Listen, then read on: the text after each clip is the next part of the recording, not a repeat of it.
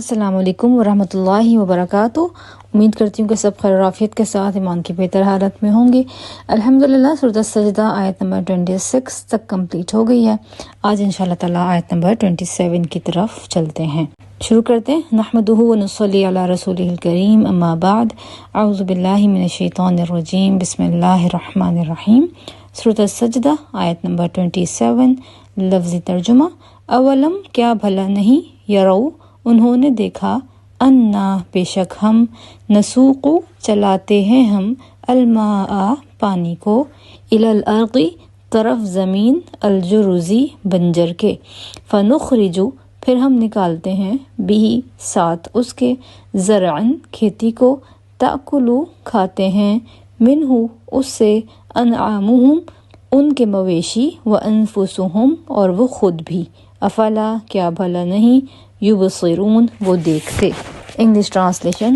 اولم did and not، Yaru they see، انا indeed we، نسوق we drive، الماء the water، الى to الارض the earth، الجرزی the dry barren، فنخرج then we take out، به with it، زرعا crops، تأکل it eats، منه from it، انعامهم their cattle، و and انفسهم themselves، افلا do then not، یبصرون they have insight۔ اب حفظ کی طرف چلتے ہیں۔ اعوذ باللہ من الشیطان الرجیم، بسم اللہ الرحمن الرحیم۔ اولم یروا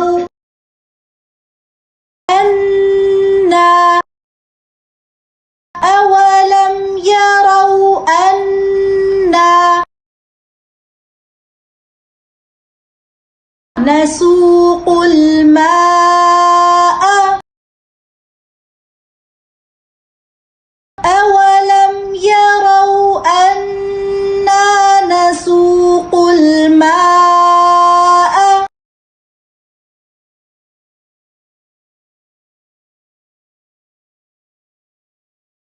إلى الأرض الجرز إلى الأرض الجرز أولم يروا أنا نسوق الماء إلى الأرض الجرز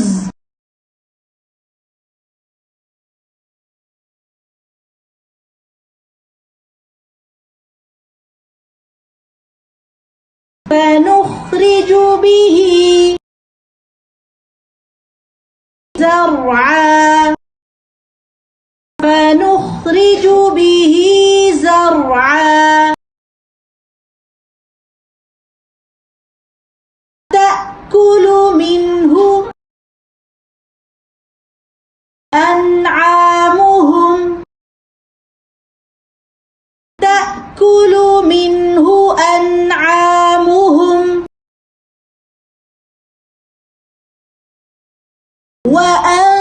وأنفسهم تأكل منه أنعامهم وأنفسهم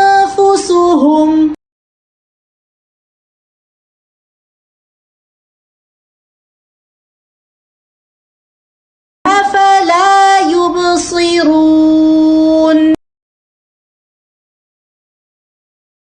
أولم يروا أنا نسوق الماء إلى الأرض الجرز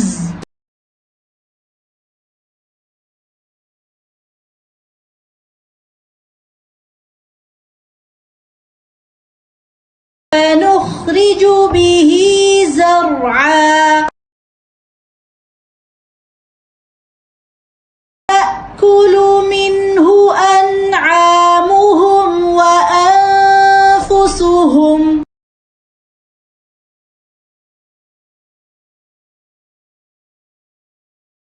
أفلا يبصرون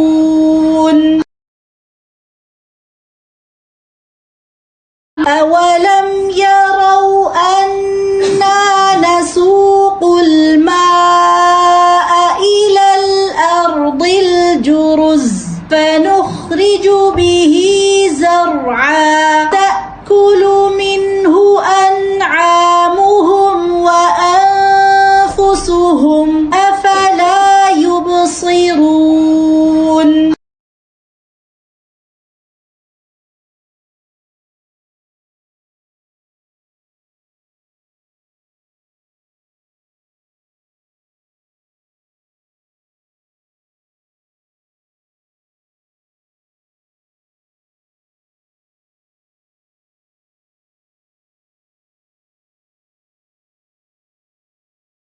أولم يروا أنا نسوق الماء إلى الأرض الجرز فنخرج به زرعا تأكل منه أنعامهم وأنفسهم أفلا يبصرون. أولم يروا أنا نسوق الماء إلى الأرض الجرز فنخرج به زرعا تأكل منه أنعامهم وأنفسهم أفلا يبصرون. أولم يروا أنا نسوق الماء إلى الأرض الجرز فنخرج به زرعا تأكل منه أنعامهم وأنفسهم أفلا يبصرون. أولم يروا أنا نسوق الماء إلى الأرض الجرز فنخرج به زرعا تأكل منه أنعامهم وأنفسهم أفلا يبصرون. أولم يروا أنا نسوق الماء إلى الأرض الجرز فنخرج به زرعا تأكل منه أنعامهم وأنفسهم أفلا يبصرون. أولم يروا أنا نسوق الماء إلى الأرض الجرز فنخرج به زرعا تأكل منه أنعامهم وأنفسهم أفلا يبصرون. سبحانك اللهم وبحمدك نشهد أن لا إله إلا أنت نستغفرك ونتوب إليك. السلام عليكم ورحمة الله وبركاته. نحمده ونصلي على رسوله الكريم أما بعد فأعوذ بالله من الشيطان الرجيم بسم الله الرحمن الرحيم رب اشرح لي صدري ويسر لي أمري واحلل عقدة من لساني يفقهوا قولي ربي زدني علما اللهم إنا أسألك علما نافعا ورزقا طيبا وعملا متقبلا يا حي يا قيوم برحمتك نستغيث أصلح لي شأني كله ولا تكلني إلى نفسي طرفة عين اللهم فقهنا في الدين اللهم انفعنا بما علمتنا وعلمنا ما ينفعنا وزدنا علما آمین یا رب العالمین. انشاءاللہ آج ہم شروع کریں گے اپنا پارہ نمبر 26 سورۃ الاحقاف کے ساتھ. سب سے پہلے سنتے ہیں قرآن پاک کی تلاوت. أعوذ بالله من الشيطان الرجيم بسم الله الرحمن الرحيم حميم تنزيل الكتاب من الله العزيز الحكيم ما خلقنا السماوات والأرض وما بينهما إلا بالحق وأجل مسمى والذين كفروا عما أنذروا معرضون قل أرأيتم ما تدعون من دون الله أروني ماذا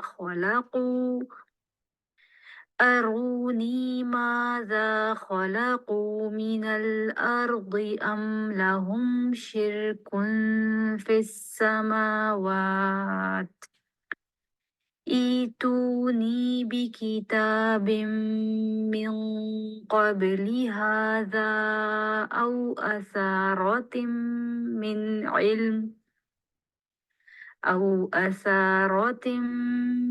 علم إن كنتم صادقين.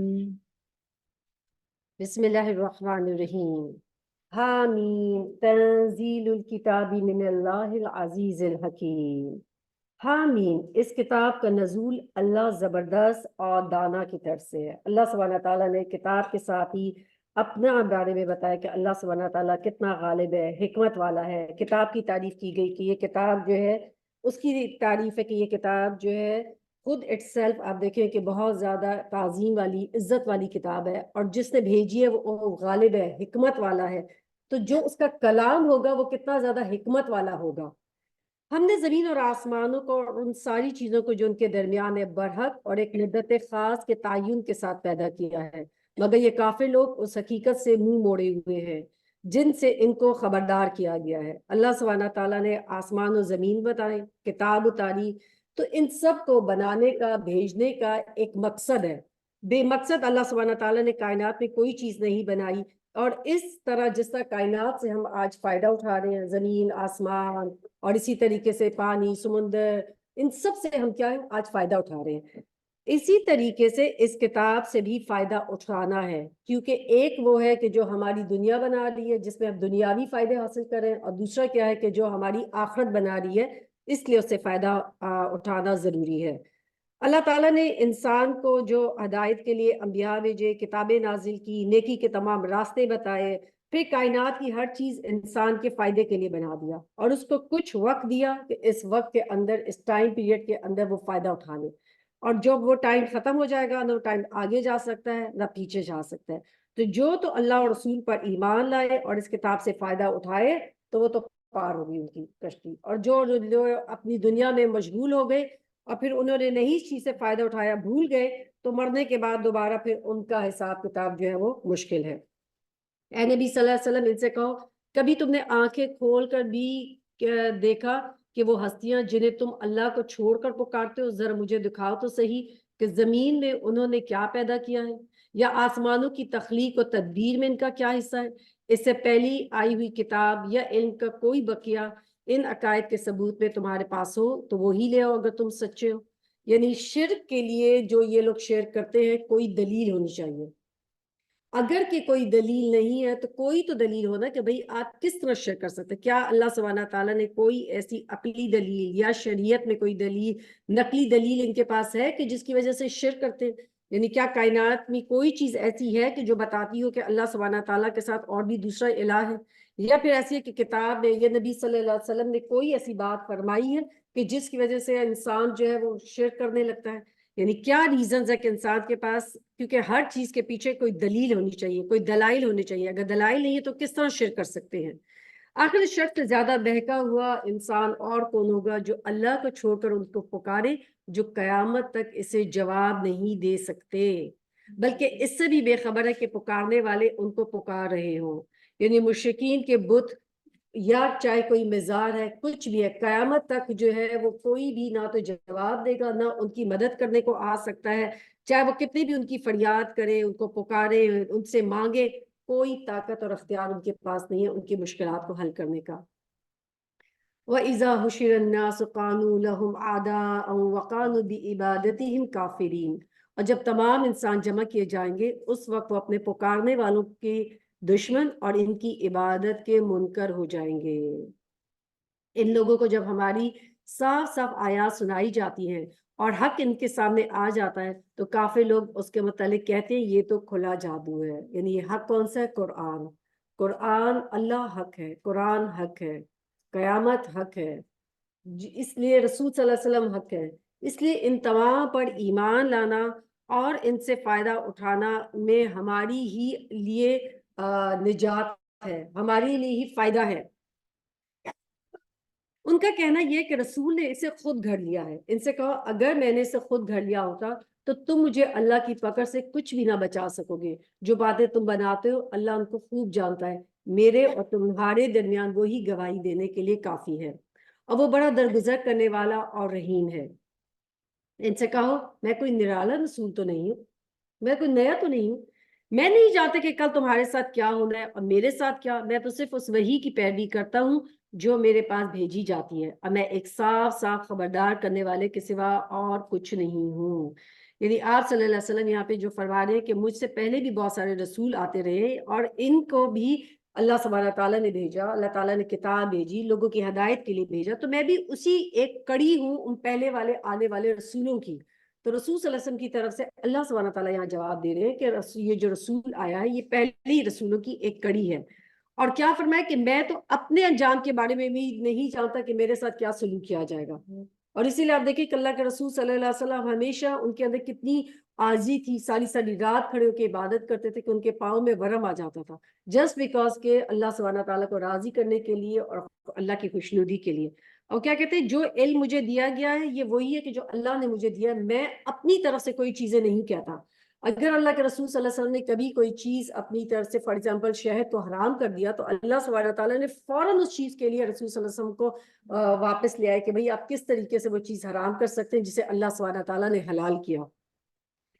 فرمایا کل ارائیتم ان کان من، اے نبی صلی اللہ علیہ وسلم ان سے کہو کبھی تم نے یہ سوچا بھی کہ اگر یہ کلام عند اللہ اللہ کی طرف سے ہے، وکفرتم بہی اور تم نے اس کا انکار کیا، وشہد شاہد من بنی اسرائیل اور اس میں اس کلام پر تو بنی اسرائیل کا ایک گواہ شہادت بھی دے چکا ہے، وہ ایمان لے آیا اور تم اپنے گھمنڈ میں پڑے ہو، ایسے ظالموں کو اللہ ہدایت نہیں دیتا. اب یہ کون ہے وہ شاہد کہ جو اس نے گواہی دی؟ کہا جاتا ہے کہ اہل کتاب کے جو عبداللہ بن سلام تھے جو یہودی تھے، اور وہ فوراً جب اللہ کے رسول صلی اللہ علیہ وسلم جب آئے مدینہ میں تو سب لوگ رسول صلی اللہ علیہ وسلم سے ملاقات کے لیے آ رہے تھے، تو یہود بھی آ رہے تھے. اچھا دیکھیں وہ کون رسول آیا جو آیا ہے.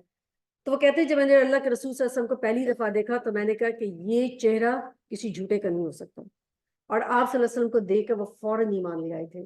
تو اس طریقے سے اللہ سبحانہ تعالیٰ کیا فرماتے ہیں کہ وہ جو ہیں انہوں نے بھی گواہی دے دیا، اور پھر ان کی کتابوں میں ہر وہ چیز موجود تھی، وہ نشانی موجود تھی جو اللہ کے رسول صلی اللہ علیہ وسلم میں نظر آ رہی تھی ان کو.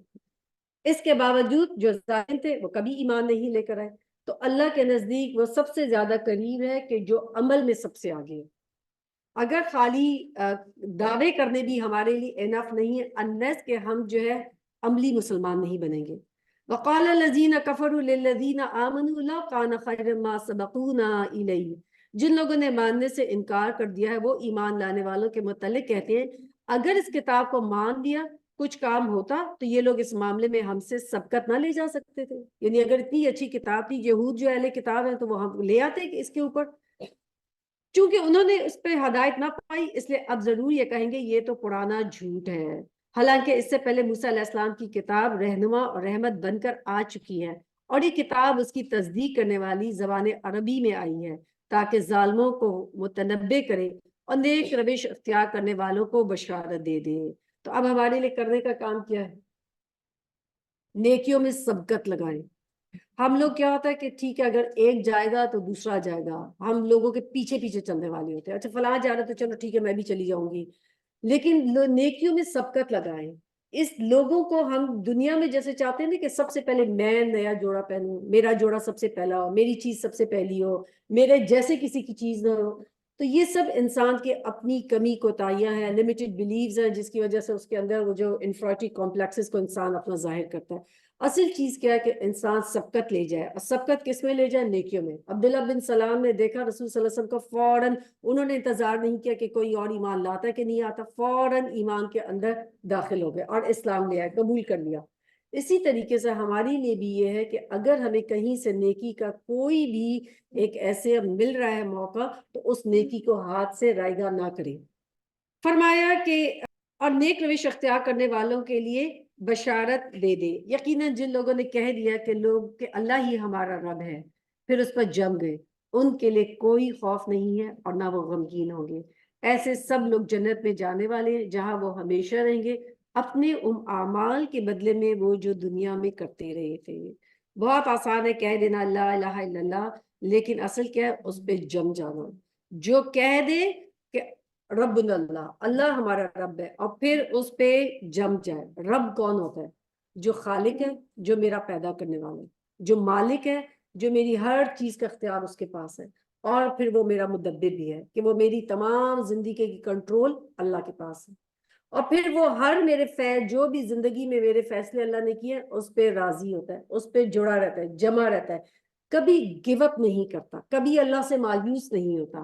وہ ہمیشہ ہمیشہ کہتا ہے کہ اللہ نے اگر میرے لیے فیصلہ کیا تو اسی میں ہی میرے لیے بہتری ہوگی۔ سم ٹائم انسان جو ہے وہ تھوڑا دلا ہو جاتا ہے، جلد باز ہے، کہتا ہے کیوں نہیں میری دعا قبول ہوتی، میں اتنی دعائیں کروں اللہ دعا ہی نہیں قبول کرتا۔ تو اللہ سبحانہ تعالیٰ نوز کہ what is the best time کہ اس کی دعا قبول کی جائے۔ ہم تو چاہتے ہیں آج دعا مانگی ہے بس کل کیا کہ آج ہی بس قبول ہو جائے۔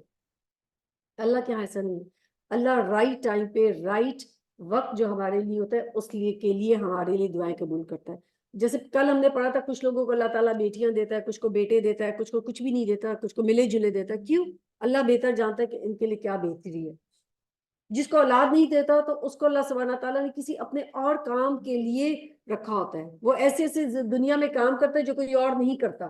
تو یہ اللہ سبحانہ تعالیٰ کی اپنی دین ہے۔ پھر اللہ سبحانہ تعالیٰ فرماتا ہے وَوَصَّيْنَا الْإِنسَانَ بِوَالِدَيْهِ إِحْسَانًا، ہم نے انسان کو ہدایت دی کہ وہ اپنے والدین کے ساتھ نیک برتاؤ کرے۔ تمام اللہ سبحانہ تعالیٰ اپنے حق بتانے کے بعد جب بندوں کے حقوق کی بات آتی ہے، سب سے پہلے ایک ہی بندے ہیں جو ہے والدین، اس کی، اور پھر والدین میں اول درجہ کس کا ہے؟ ماں۔ اس کی ماں نے اس کو مشقت اٹھا کر اسے پیٹ میں رکھا اور اٹھا کر اس کو جنا، اور اس کے حمل اور دودھ چھڑانے میں 30 مہینے لگ گئے۔ یعنی اتنا ٹائم آپ دیکھیں کہ لگا کہ جب ایک ماں جو ہے پہلے پریگنینسی کی تکلیف اٹھاتی ہے، پھر اس کے بعد دودھ پلانے کی، اپنی باڈی کی ہر نرشمنٹ اپنے بچے کو دیتی ہے، ایوری تھنگ۔ ماں کے اندر خود کمی ہو جاتی ہے کسی چیز کی، وائٹامنس کی، نیوٹرینس کی، آئرن کی، لیکن بچے کو کسی چیز کی کمی نہیں ہوتی کہ ماں ہر چیز میں اپنے بچے کو سپورٹ کرتی ہے۔ اسی لیے اللہ سبحانہ تعالیٰ نے ماں کا حق جو ہے وہ زیادہ رکھا۔ ایک شخص نے حضرت ابن عمر سے پوچھا کہ میں نے اپنی ماں کو کندھے پر اٹھا کر حج کرایا تو کیا میں نے اس کا بدلہ چکا دیا؟ تو انہوں نے کہا کہ اس آہ جو اس کو ولادت میں اس کے منہ سے نکلی، اس کا بھی تم حق پورا نہیں کر سکے۔ صرف ایک آہ جو ماں کی نکلی تھی ولادت کے وقت، تو اس سے زیادہ آپ دیکھیں کہ کتنا بڑا ماں کا درجہ ہے۔ اور اسی طریقے سے ایک صحابی رسول صلی اللہ علیہ وسلم کے پاس آئے کہ مجھے اجازت دیجیے جہاد پہ جانے کے لیے، جبکہ جہاد آپ دیکھیں تمام اعمال میں سب سے بڑا درجہ اس کا۔ تو آپ صلی اللہ علیہ وسلم نے فرمایا کہ تو اپنے گھر پہ کسی کو چھوڑ کے آیا؟ تو اسے کہا کہ میرے والدین ہیں، تو وہ بہت رو رہے تھے۔ تو آپ صلی اللہ علیہ وسلم نے فرمایا کہ نہیں، واپس جاؤ اور ان کی خدمت کرو۔ اسے 3 دفعہ پوچھا، آپ نے کہا کہ جا اپنی ماں کے قدموں میں رہ، اس کے قدموں تلے جنت ہے۔ تو اس لیے کہ جہاد جیسا عمل بھی اگر والدین کو ناراض کر کے کیا تو وہ بھی قبول نہیں ہوگا۔ تو آپ اس سے دیکھیں کہ والدین کا کتنا بڑا حق ہے۔ اور پھر اسی طریقے سے کہ آپ سب لوگوں نے وہ جریج کا قصہ سنا ہوگا کہ ایک وہ جو شخص جریج بنی اسرائیل کا جو سارا وقت عبادت کرتا رہتا تھا، ایک دن وہ عبادت کر رہا تھا تو اس کی ماں نے اس کو آواز دی، تو جریج نے کہا کہ میں جو ہوں سوچ رہا تھا اچھا عبادت کروں کہ ماں کی بات سنوں، عبادت کروں کہ ماں کی بات سنوں۔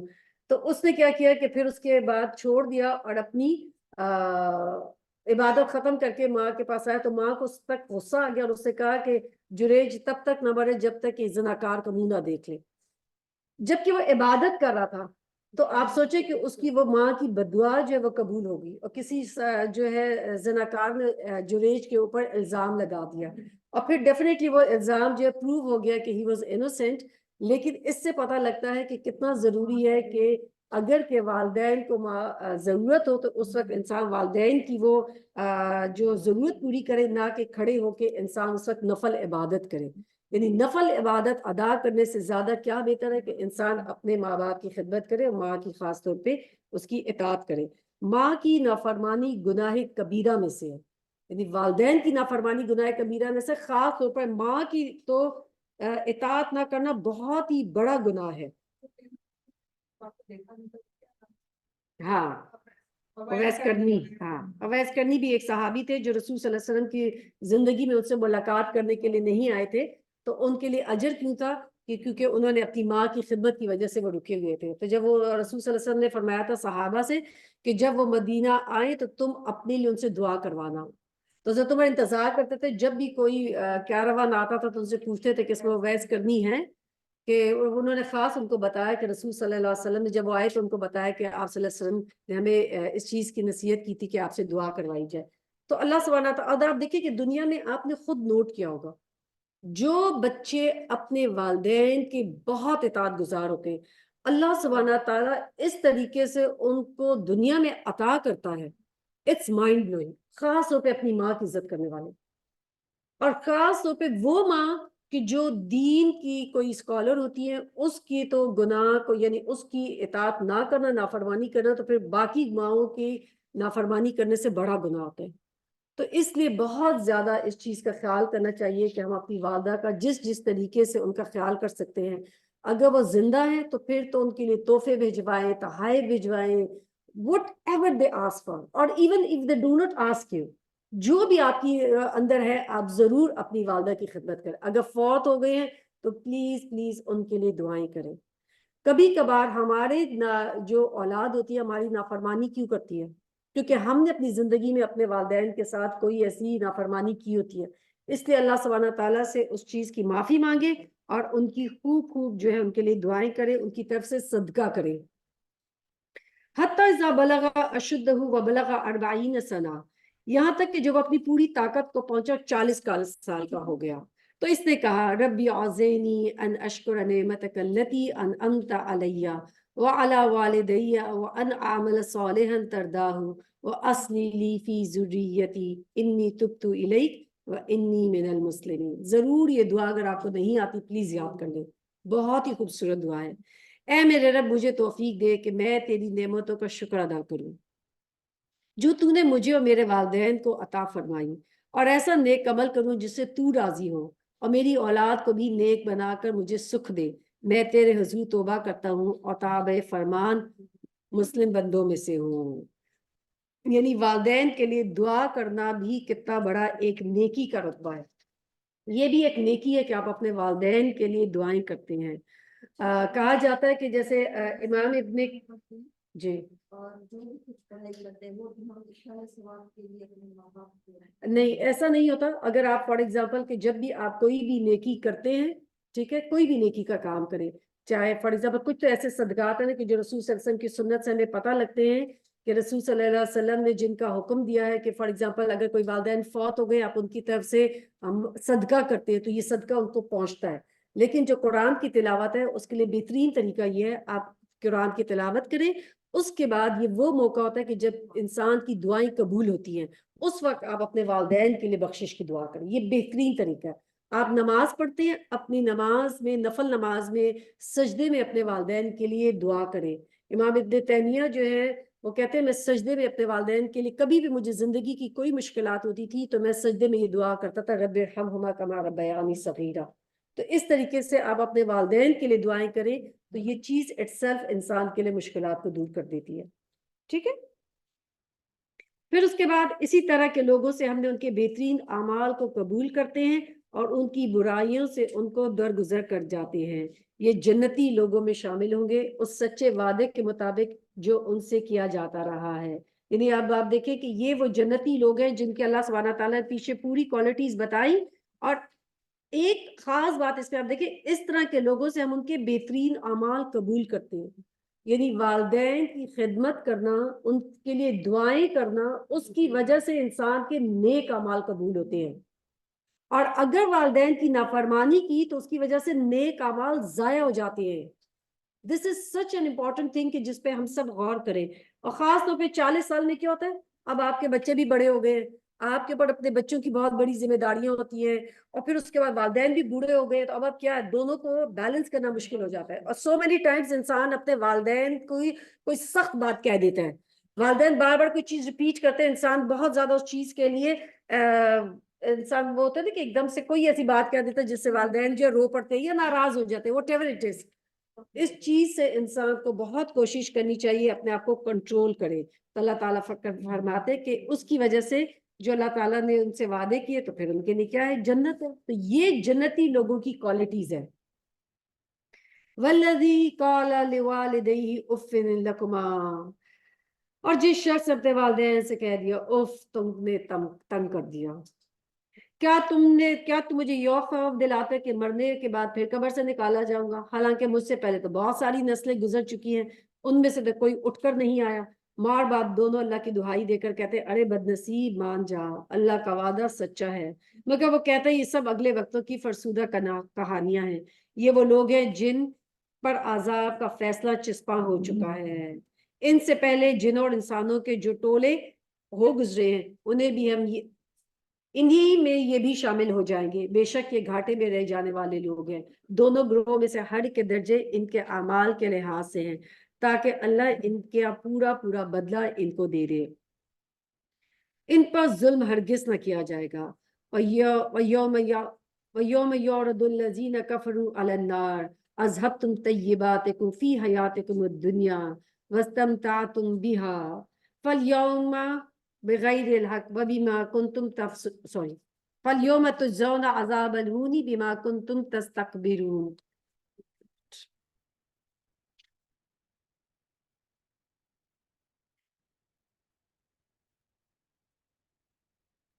پھر جب یہ کافر آگ کے سامنے لا کر کھڑے کیے جائیں گے تو ان سے کہا جائے گا تم اپنے حصے کی نعمتیں اپنی دنیا کی زندگی میں ختم کر چکے ہو اور ان کا لطف تم نے اٹھا لیا. اب جو تم تکبر زمین میں کسی نہ حق کے بغیر کرتے رہے اور جو نافرمانیاں تم نے کی ان کی پاداش میں آج تم کو ذلت کا عذاب دیا جائے گا.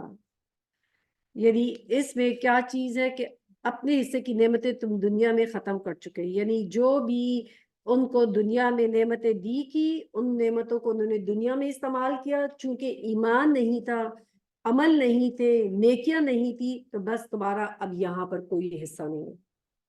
تو اس لیے دنیا میں لوگوں کی نعمتیں دے کر مت وہ کرے اللہ نے کسی کو کیا دیا who cares.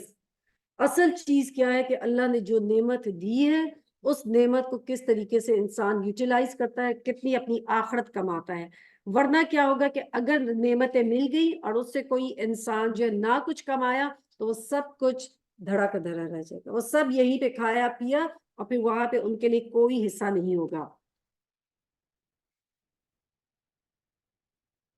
ذرا انہیں عاد کے بھائی ہود کا قصہ سناؤ جبکہ اس نے احقاف میں اپنی قوم کو خبردار کیا تھا. احقاف کہتے ہیں ریت کے ایک لمبے ٹیلے اونچے ٹیلے کو جو بالکل ایک ریکٹینگولر فارم میں ہوتا ہے، اور اسے خبردار کرنے والے اس سے پہلے بھی گزر چکے ہیں اور اس کے بعد بھی آتے رہے کہ اللہ کے سوا کسی کی بندگی نہ کرو، مجھے تمہارے حق میں ایک بڑے ہولناک دن کے عذاب کا اندیشہ ہے. انہوں نے کہا کیا تو اس لیے آئے کہ ہمیں بہکا کر ہمارے معبودوں سے برگشتہ کر دے؟ اچھا تو لے آ اپنا عذاب جس سے تو ہمیں ڈراتا ہے اگر تو واقعی سچا ہے. اس نے کہا اس کا علم تو اللہ کو ہے، میں تو صرف پیغام تمہیں پہنچا رہا ہوں جسے دے کر مجھے بھیجا گیا ہے، مگر میں دیکھ رہا ہوں کہ تم لوگ جہالت برت رہے ہو. فلما رآه عارضا مستقبل اوديتهم قالوا هذا عارض ممطرنا بل هو ما استعجلتم به. پھر جب انہوں نے عذاب کو اپنی وادیوں کی طرف آتے دیکھا تو کہنے لگے یہ تو بادل ہے جو ہم کو سیراب کر دے گا. نہیں بلکہ یہ وہی چیز ہے جس کے لیے تم جلدی مچا رہے ہو. یہ ہوا کا طوفان ہے جس میں دردناک عذاب چلا رہا ہے، اپنے رب کے حکم سے ہر چیز کو تباہ کر ڈالے گا. آخرکار ان کا حال یہ ہوا کہ ان کے رہنے کی جگہوں کے سوا وہاں کچھ نظر نہ آتا تھا. سخت شدید گرمی پڑی، ان کو لگتا تھا کہ اب جو ہے بالکل جب بادل آیا تو ان کو لگا کہ اس بادل سے بارش ہو جائے گی. بادل کے نیچے کھڑے ہوئے اور اسی بادل سے آگ برسی اور پوری کی پوری قوم ختم ہو گئی. اس طرح مجرموں کو بدلہ دیا کرتے ہیں، ان کو ہم نے وہ کچھ دیا تھا جو تم لوگوں کو نہیں دیا ہے. سارے لوگوں کو تباہ کرنے کی وجہ کیا تھی؟ صرف اور صرف ایک کہ اللہ پہ ایمان نہیں لائے تھے اور نافرمانی کرتے تھے. ان کو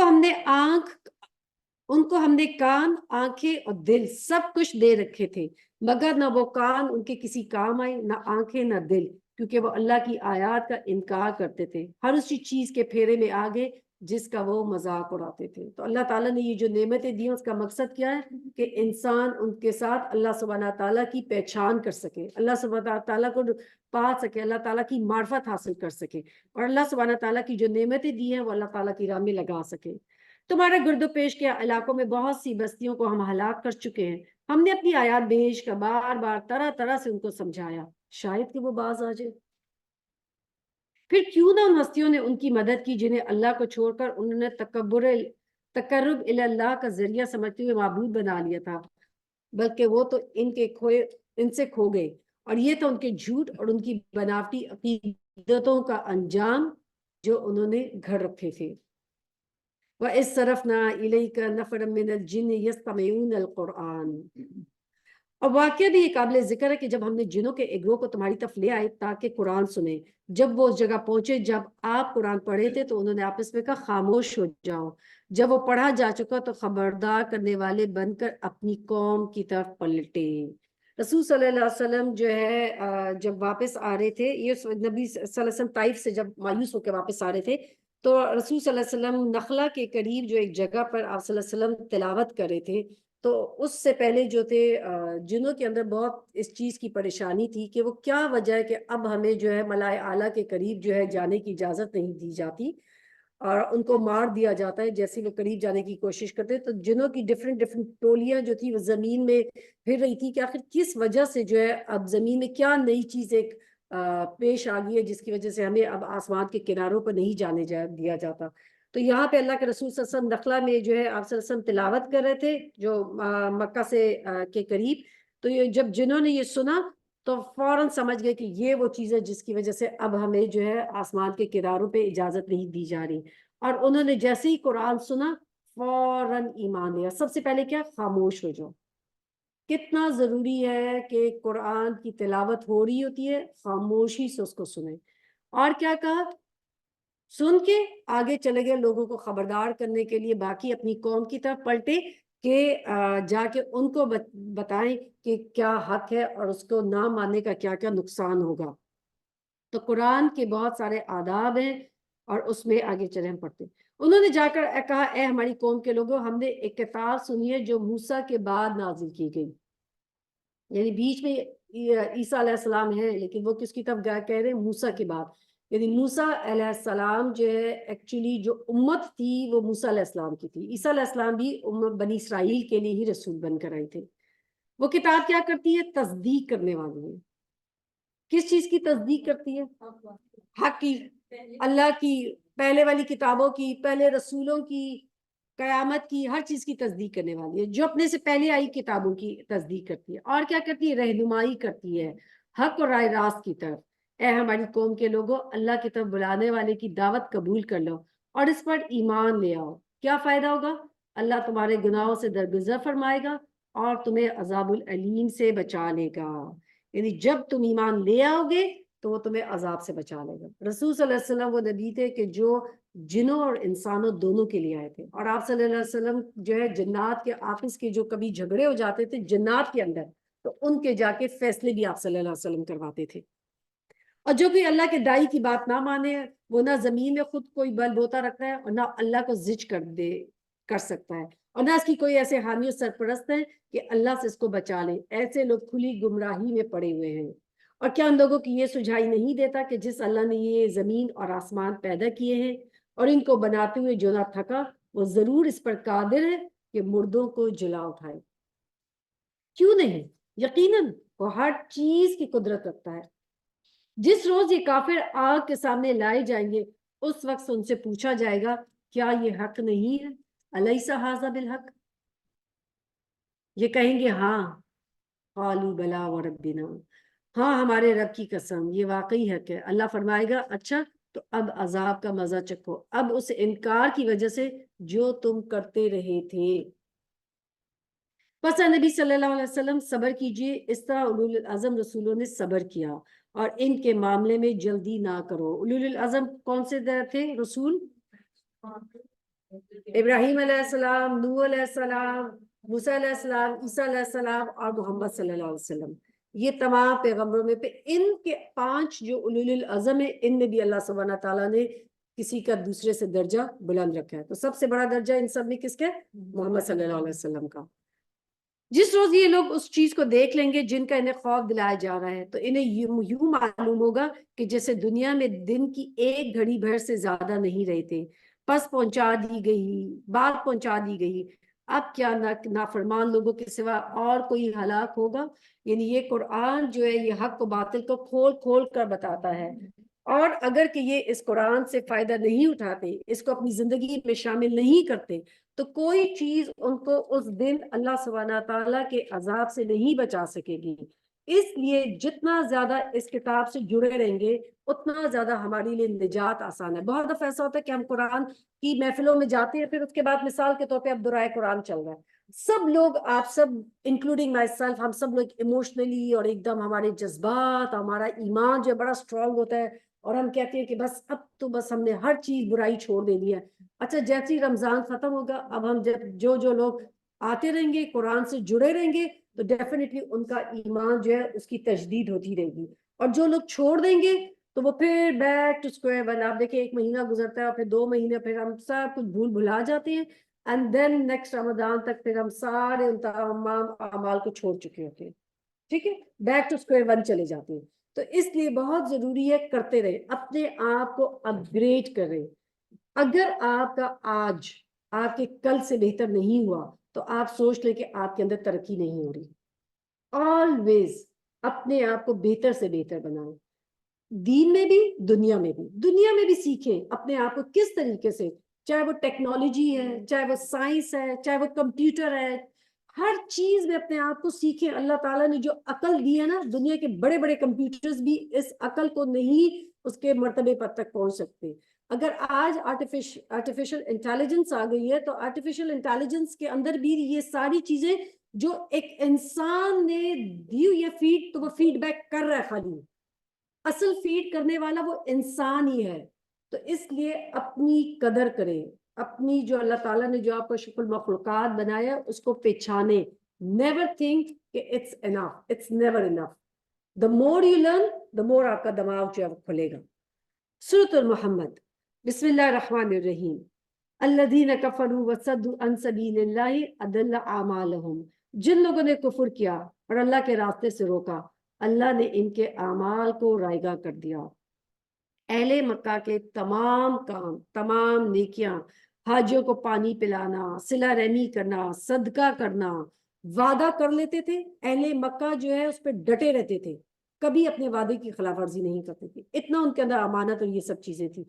بہت ساری کوالٹیز جو آپ قرآن میں پڑھتے ہیں اہل مکہ کے اندر موجود تھی. اگر کبھی بھی آپ سیرہ پڑھیں اور آپ دیکھیں کہ اس میں سیرہ میں اہل مکہ، آپ کو اس بات کا احساس ہوگا کہ why Quran has been revealed especially in Mecca, کیونکہ ان کے اندر بہت ساری ایسی کوالٹیز تھی کہ جس کی وجہ سے اللہ تعالیٰ نے اپنی کتاب کو خاص ان کے اندر اس جگہ کو چنا. تو اللہ سبحانہ تعالیٰ کیا فرماتے، وہ سارے اپنے اچھے اعمال ہیں، ٹھیک ہے، دیٹس گڈ، بٹ اگر ایمان نہیں لے کر آئے تو وہ سارے اعمال جو ہیں وہ ضائع ہو جائیں گے. سوچیں جتنے بھی اچھے عمل کریں، کچھ لوگ ہوتے ہیں نا کہتے ہیں یہ کیا نمازی سے تو اچھا ہے کہ یہ جو اچھے عمل کر رہے تو اس نمازی سے تو وہی بہتر ہے، کم سے کم یہ نیکیاں تو کر رہے ہیں. یہ نمازی ہم نے دیکھے بڑے نماز پڑھنے جاتے ہیں اور یہ کیا کہ جی فرق. ڈیفینیٹلی وہ غلط ہے، جو کر رہے ہیں وہ اپنی جگہ ہے، لیکن آپ ان کی عبادات کوئی انسان اس وجہ سے چھوڑ دے. مطلب آپ کا یہ کہنا جو ہوگا ایک ینگ جنریشن کا انسان کرے گا اچھا پھر میں اچھے عمل کروں عبادت نہ بھی کروں تو اٹس پرفیکٹلی فائن. نہیں، اللہ کے بھی حق ہے، بندوں کا بھی حق ہے. یاد رکھیں، اللہ کا حق بھی ادا کرنا ہے، بندوں کا حق بھی ادا کرنا ہے. ایسا نہیں ہے کہ ہمیں کوئی چوائس دے دی گئی ہے کہ اللہ کا حق ادا کرو اور بندوں کا نہ کرو، بندوں کو کرو تو اللہ کا نہ کرو. دونوں سائڈ بائی سائڈ ہے.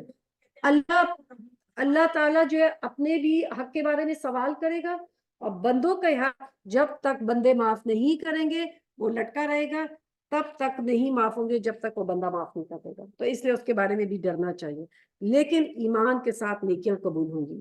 والذین آمنوا وعملوا الصالحات وآمنوا بما نزل علی محمد.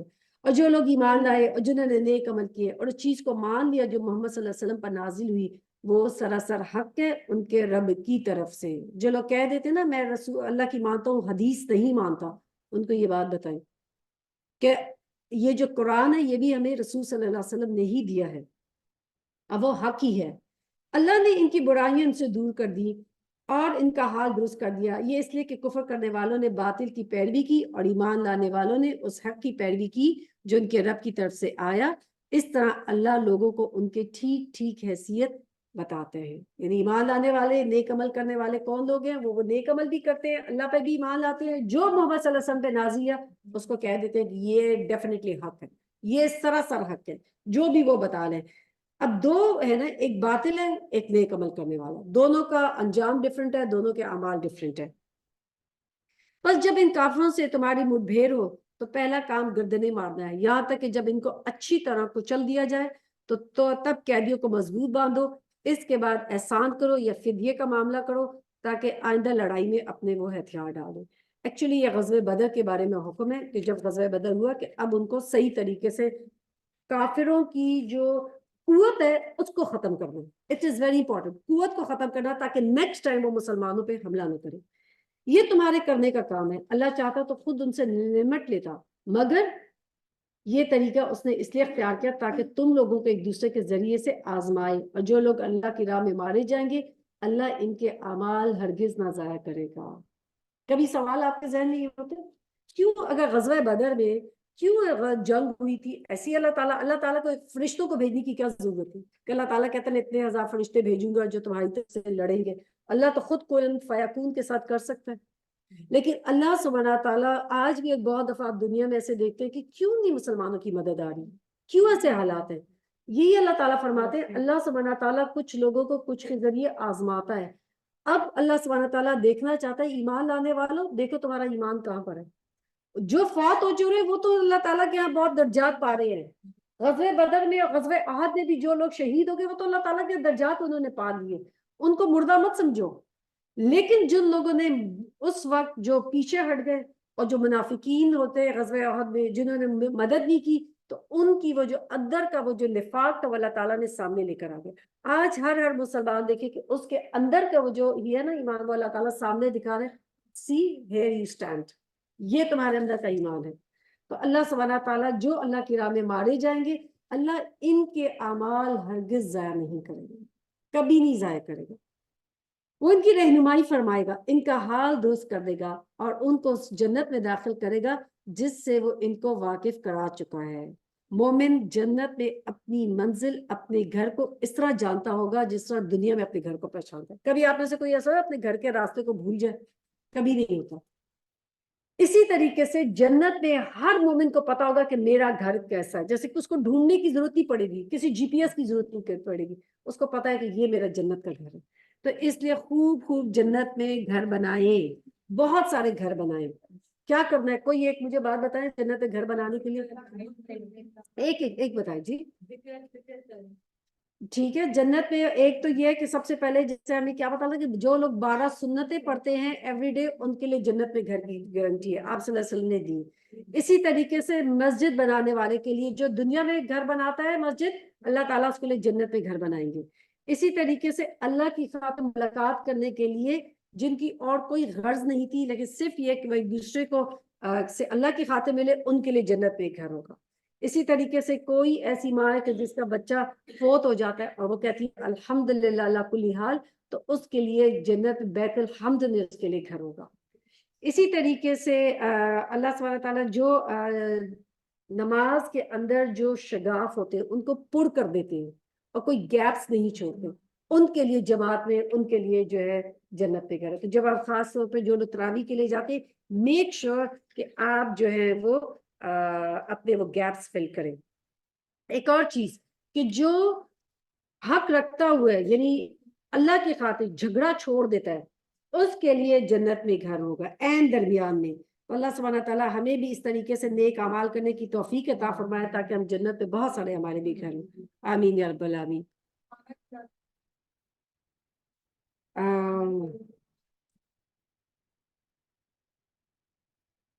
آپ صلی اللہ علیہ وسلم نے فرمایا اس ذات کی قسم جس کے ہاتھ میں محمد صلی اللہ علیہ وسلم کی جان ہے, ان میں سے ہر شخص اپنے جنت کے گھر کو اپنے دنیا کے گھر سے بہتر پہچانے گا. آپ صلی اللہ علیہ وسلم نے فرمایا مجھے امید ہے کہ تم اپنی نیک اولاد سمیت جنت میں داخل ہونے سے پہلے اپنی رہائش گاہیں بنا لو گے. یعنی ہر کوئی اپنے اپنے گھر سیٹل ہو جائے گا اپنی نیک اولاد کے ساتھ سمیت.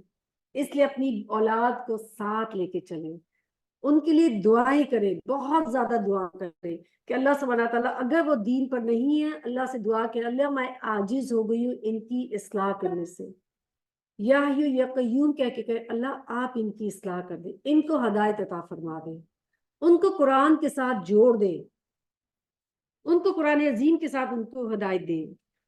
یا ایھا الذین آمنوا ان تنصروا اللہ ینصرکم ویثبت اقدامکم، اے لوگو جو ایمان لائے ہو، اگر تم اللہ کی مدد کرو گے تو وہ تمہاری مدد کرے گا۔ اللہ کو مدد کی ہماری ضرورت ہے۔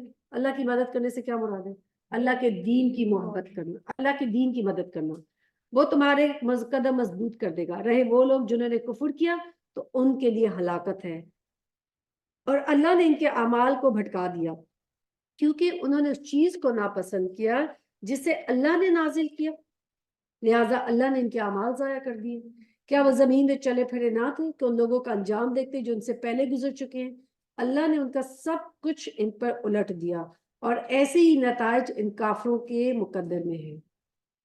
اس لیے اگر اللہ کا کوئی حکم ابھی آپ کے لیے کر نہیں کرے اور آپ کے دلوں پہ بھاری بھی ہے، پھر بھی اللہ سبحانہ تعالیٰ سے دعا کریں اللہ میرے لیے اس عمل کو کرنا آسان کر دے، اللہ میرے لیے عمل آسان کر دے، لیکن کبھی بھی دل تنگ نہ ہو کہ یہ اس عمل کو انسان پسند نہ کرے یا اس حکم کو پسند نہ کرے۔ یہ اس لیے کہ ایمان لانے والوں کا حامی اور ناصر اللہ ہے، اور کافروں کا کوئی حامی اور ناصر نہیں، کوئی مددگار نہیں ہے کافروں کا۔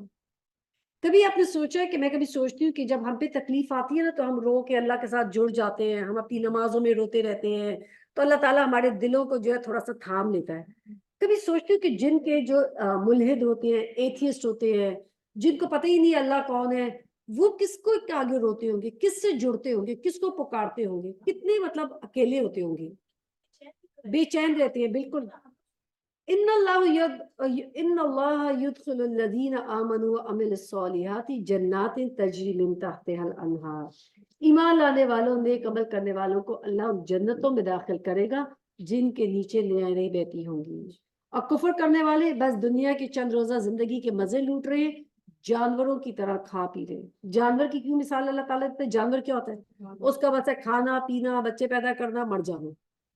جانوروں کی طرح یہ لوگ زندگی گزار رہے ہیں، بس ان کی زندگی کیا ہے؟ کھاؤ پیو، یہ ٹیسٹ کر لو، یہاں چلے جاؤ، یہاں پہ کباب اچھے ملتے ہیں تو یہاں کے پراٹھے اچھے ہیں، یہاں کی چائے اچھی ہے۔ ساری زندگی پوری رمضان کی راتیں وہ پھر کے گزارتے ہیں کہ آج میں نے کیا سحری کرنی ہے اور میں نے کیا کھانا ہے۔ اور آپ دیکھیں تراویح اپنی مس کر دیں گے اور اس وقت کیا ہو رہی ہے؟ سحور نائٹس ہو رہی ہیں۔ آپ کو ہوتا ہے کہ یہ سحور نائٹس کا ٹائم ہے؟ مجھے حیرت ہوتی ہے کہ اللہ تعالیٰ، واقعی انسان اتنا غافل ہے، اس کو پتہ نہیں ہے کہ کتنی بڑا مہینہ، کتنی بڑی راتیں ہیں، ہمارے لیے کتنی اپنی بخشش کروانے کا ٹائم ہے، اور اس وقت وہ سحور نائٹس منا رہے ہیں اور دعوتیں اڑائی جا رہی ہیں، اور پھر اس کے بعد جو ہے وہ بس اپنی نمازوں سے اور اپنی عبادات سے غافل ہے، کوئی احساس نہیں ہے اس کا، بس نماز جی۔ اور اچھا پھر کچھ لوگ تو ایسے بھی ہوتے ہیں کہ وہ کیا کرتے ہیں، نماز میں 3 دن کے اندر جا کے پورا قرآن پڑھ لیا اور سمجھتے ہیں بس ایک بوجھ تھا جو اتار دیا، that's it, we are done with it۔ ہر روز آپ سوچیں جتنا قرآن پڑھے۔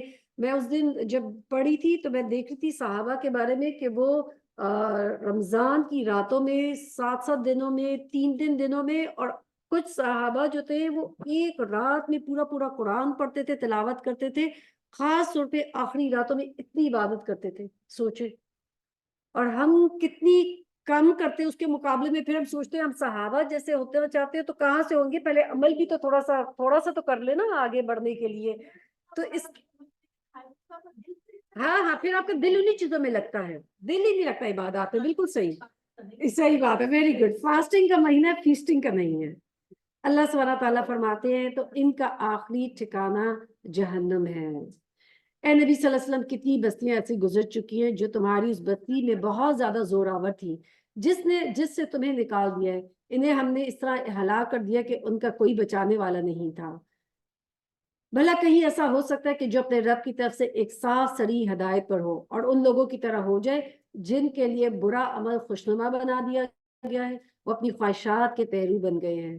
پرہیزگاروں کے لیے اس کے برعکس جنت کا وعدہ کیا گیا، اس کی شان تو یہ کہ اس میں نہریں بہ رہی ہیں نتھرے ہوئے پانی کی، یعنی صاف شفاف پانی۔ دنیا میں ہوتا ہے کبھی نہر کے اندر بھی تنکے ہوتے ہیں، گند ہوتا ہے، بالکل صاف شفاف نہریں ہوں گی. کس کی نہریں؟ ایسی دودھ کی جس کے مزے میں ذرا فرق نہ آیا. دودھ ذرا سا باہر آ جائے کیا ہوتا ہے؟ خراب ہو جاتا ہے، اس میں تھوڑی سی وہ جاتی ہے، اسمیل آ جاتی ہے. ایسا صاف بہتا ہوا دودھ کی نہریں ہوں گی کہ جس کے اندر کوئی ملاوٹ نہیں ہوگی. نہریں بہ رہی ہوں گی ایسی شراب کی جو پینے والوں کے لیے لذیذ ہوں گی. دنیا کی شراب کیسے بنائی جاتی ہے کبھی دیکھیں؟ پہلے تو آپ سارے فروٹس کے ان کو گل سڑ جاتا ہے، پھر اس کو اپنے پیروں کے ساتھ وہ کیا کرتے ہیں؟ خوب رونتے رہتے ہیں، اور پھر اس کی وہ گندگی، اور پھر اس کے بعد گل سڑ کے اس میں سے جب اسمیل اٹھنے لگتی ہے تو وہ اس سے شراب بنائی جاتی ہے. اور اس میں ایک انسان کے جسم کو نقصان، عقل کا نقصان، جگر کا نقصان، اور پھر اسی میں انسان مر بھی جاتا ہے. اور جنت کی جو شراب ہوگی، وہ جو وہاں کی ایک جوس ہوگا، اس کی وہ شراب میں کوئی سمیل نہیں ہوگی. نہریں ہوں گی، اس کی کوئی سمیل نہیں ہوگی. چشمے ہوں گے، کوئی بدبو نہیں کہ انسان کی عقل کو خراب کر دے، جسم کو خراب کر دے، کوئی اس کے اندر سمیل ہو، کوئی ایسی چیزیں. پینے والے کے لیے لذیذ. نہریں بہ رہی ہوں گی صاف شفاف شہد کی. تو دودھ کی نہریں ہو گئی، اور شہد کی نہریں، اور پھر شراب کی نہریں. یعنی ایک ایک گلاس نہیں، پوری پوری. اور آج کل دیکھیں آپ کسی سے کہیں شہد، وہ کہتے ہیں شہد صاف ملتا ہی نہیں، کہاں سے لے کر آئے اچھا شہد. اور وہاں پہ شہد کی نہریں ہوں گی. ان میں سے ان کے لیے ہر طرح کے پھل ہوں گے، اور ان کے رب کی طرف سے بخشش. ایک طرف تو ساری نعمتیں بھی ہیں، اور پھر رب کی طرف سے مغفرت کا ذکر. یعنی اس کا مطلب یہ ہے کہ نعمتوں سے سب سے بڑھ کر جو نعمت ہوگی وہ کیا ہوگی؟ مغفرت. مغفرت جو ہے وہ نعمتوں سے بھی بڑی مغفرت ہوگی. اور دنیا میں جو کوتاہیاں مثال کے طور پہ ہو گئی، جنت میں کوئی ان کو سامنے نہیں لایا جائے گا. دیکھا تم نے یہ دنیا میں کیا تھا، کوئی اس پر، کوئی اس کو پیچھے والے اس کا تانا نہیں دیا جائے گا. ہر چیز کو پورا صاف کر دیا جائے گا، نام اعمال بالکل کلیئر، اور آپ بالکل کوئی گلٹ کے بغیر ہوں گے. دنیا میں تو اگر ہم نیک عمل کر بھی رہے ہوتے ہیں نا، اگر پیچھے ہم نے ماضی میں کچھ کیا ہوتا ہے نا، کبھی کبھار ہمیں وہ گلٹ ٹانٹ کرتا رہتا ہے، ہم نے یہ عمل کیے تھے، پھر بھی ہمیں افسوس ہوتا رہتا ہے اپنے اعمال کا. جنت میں کوئی اپنے اعمال کا گلٹ نہیں ہوگا. انسان گلٹ کے بغیر جو ہے وہ وہاں پر رہے گا. اللہ تعالیٰ فرماتے ہیں کیا وہ شخص جس کے حصے میں یہ جنت آنے والی ہے ان لوگوں کی طرح ہو سکتا ہے جو جہنم میں ہمیشہ رہیں گے، اور جنہیں ایسا گرم پانی پلایا جائے گا جو ان کی آنتیں تک کاٹ دے گا. ان میں سے کچھ ایسے لوگ ہیں جو کان لگا کے آپ کی بات سنتے ہیں، پھر جب تمہارے پاس سے نکلتے ہیں تو ان لوگوں سے جنہیں علم کی نعمت بخشی گئی ہے پوچھتے ہیں ابھی ابھی انہوں نے کیا کہا تھا.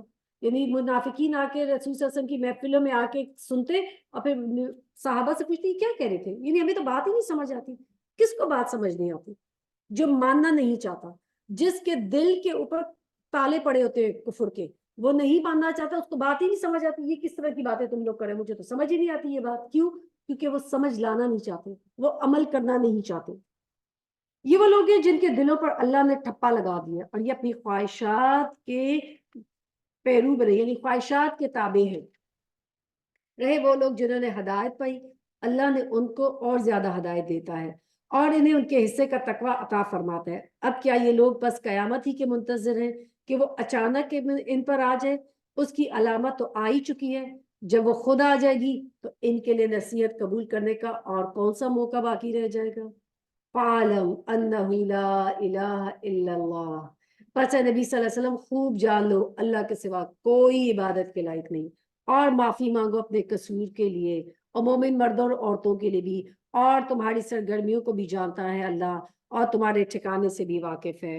جو لوگ ایمان لائے وہ کہہ رہے تھے کوئی نئی صورت کیوں نہیں نازل کی جاتی جس میں جنگ کا حکم دیا جائے، مگر جب ایک محکم صورت نازل کر دی گئی جس میں جنگ کا ذکر تھا تو تم نے دیکھا کہ جن کے دلوں میں بیماری تھی وہ تمہاری طرف اس طرح دیکھ رہے تھے جیسے موت چھا گئی ہو. یہ کون تھا؟ منافق. اس وقت منافق کو سب سے زیادہ کس چیز کا ڈر ہوتا ہے؟ اپنی جان جانے کا، موت کا. افسوس ان کے حال پر، ان کی زبان پر یہ طاعت کا اقرار اور اچھی اچھی باتیں، مگر جب قطعی حکم دے دیا گیا اس وقت وہ اللہ سے اپنے عہد میں سچے نکلتے تو انہی کے لیے اچھا ہوتا. اب کیا تم لوگوں سے اس کے سوا اور کچھ توقع کی جا سکتی ہے کہ اگر تم الٹے منہ پھر گئے تو زمین میں پھر فساد برپا کرو گے اور آپس میں گلے کاٹو گے. یعنی یہ ان لوگوں کے بارے میں ہے کہ جو اللہ کے حکم کی نافرمانی کرتے ہیں اور رشتوں کو توڑتے ہیں. یہ لوگ ہیں جن پر اللہ نے لعنت کی اور ان کو اندھا اور بہرا بنا دیا. کیا ان لوگوں نے قرآن پر غور نہیں کیا یا دلوں پر ان کے قفل پڑے ہوئے ہیں, تالے پڑے ہوئے ہیں؟ حقیقت یہ ہے کہ جو لوگ ہدایت واضح ہو جانے کے بعد پھر اس سے پھر گئے, ان کے لیے شیطان نے اس روش کو سہل بنا دیا ہے اور جھوٹی توقعات کا سلسلہ ان کے لیے دراز کر دیا گیا ہے. یعنی یہ وہ لوگ ہیں کہ جو اندھے بہرے ہیں, اس لیے وہ اپنے گناہ کو دیکھ نہیں سکتے. سب سے زیادہ ڈرنے کی بات یہ کہ اس طریقے سے شیطان ان کے برے اعمال کو ان کے لیے اچھا بناتا ہے اور جھوٹی توقعات لمبی کرتے رہے, لمبی امیدیں رکھ کے بیٹھے ہوئے ہیں کہ بس کر لیں گے, ایک وقت آ جائے گا, اور انہوں نے قرآن کو پس پش ڈال دیا. یہ ان لوگوں کا انجام ہے. تو دلوں پر کس لوگوں کے تالے پڑتے ہیں کہ جو قرآن مجید پر غور نہیں کرتے, اس کے معنی اور احکامات کو سمجھنے کی کوشش نہیں کرتے. کعب کہتے ہیں قرآن کو لازم پکڑو کیونکہ قرآن کی تیزی حکمت کی روشنی اور علم کا سرچشمہ ہے, اور اللہ کی طرف سے نازل ہونے والی کتابوں میں یہ نئی کتاب ہے, یعنی یہ جدید کتاب ہے. اللہ تعالیٰ نے تورات میں فرمایا اے محمد ہم نے آپ پر جدید تورات نازل کروں گا جو نابینا آنکھوں, بہرے کانوں اور غفلت میں پڑے ہوئے دلوں کو کھول دے گی. تو یہ جدید کتاب ہے جو اللہ سبحانہ تعالیٰ نے نازل کی ہے, لیٹسٹ ایڈیشن.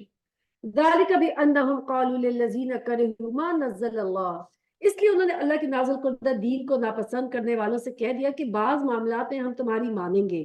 اللہ نے ان کی یہ خفیہ باتوں کو جانتا ہے.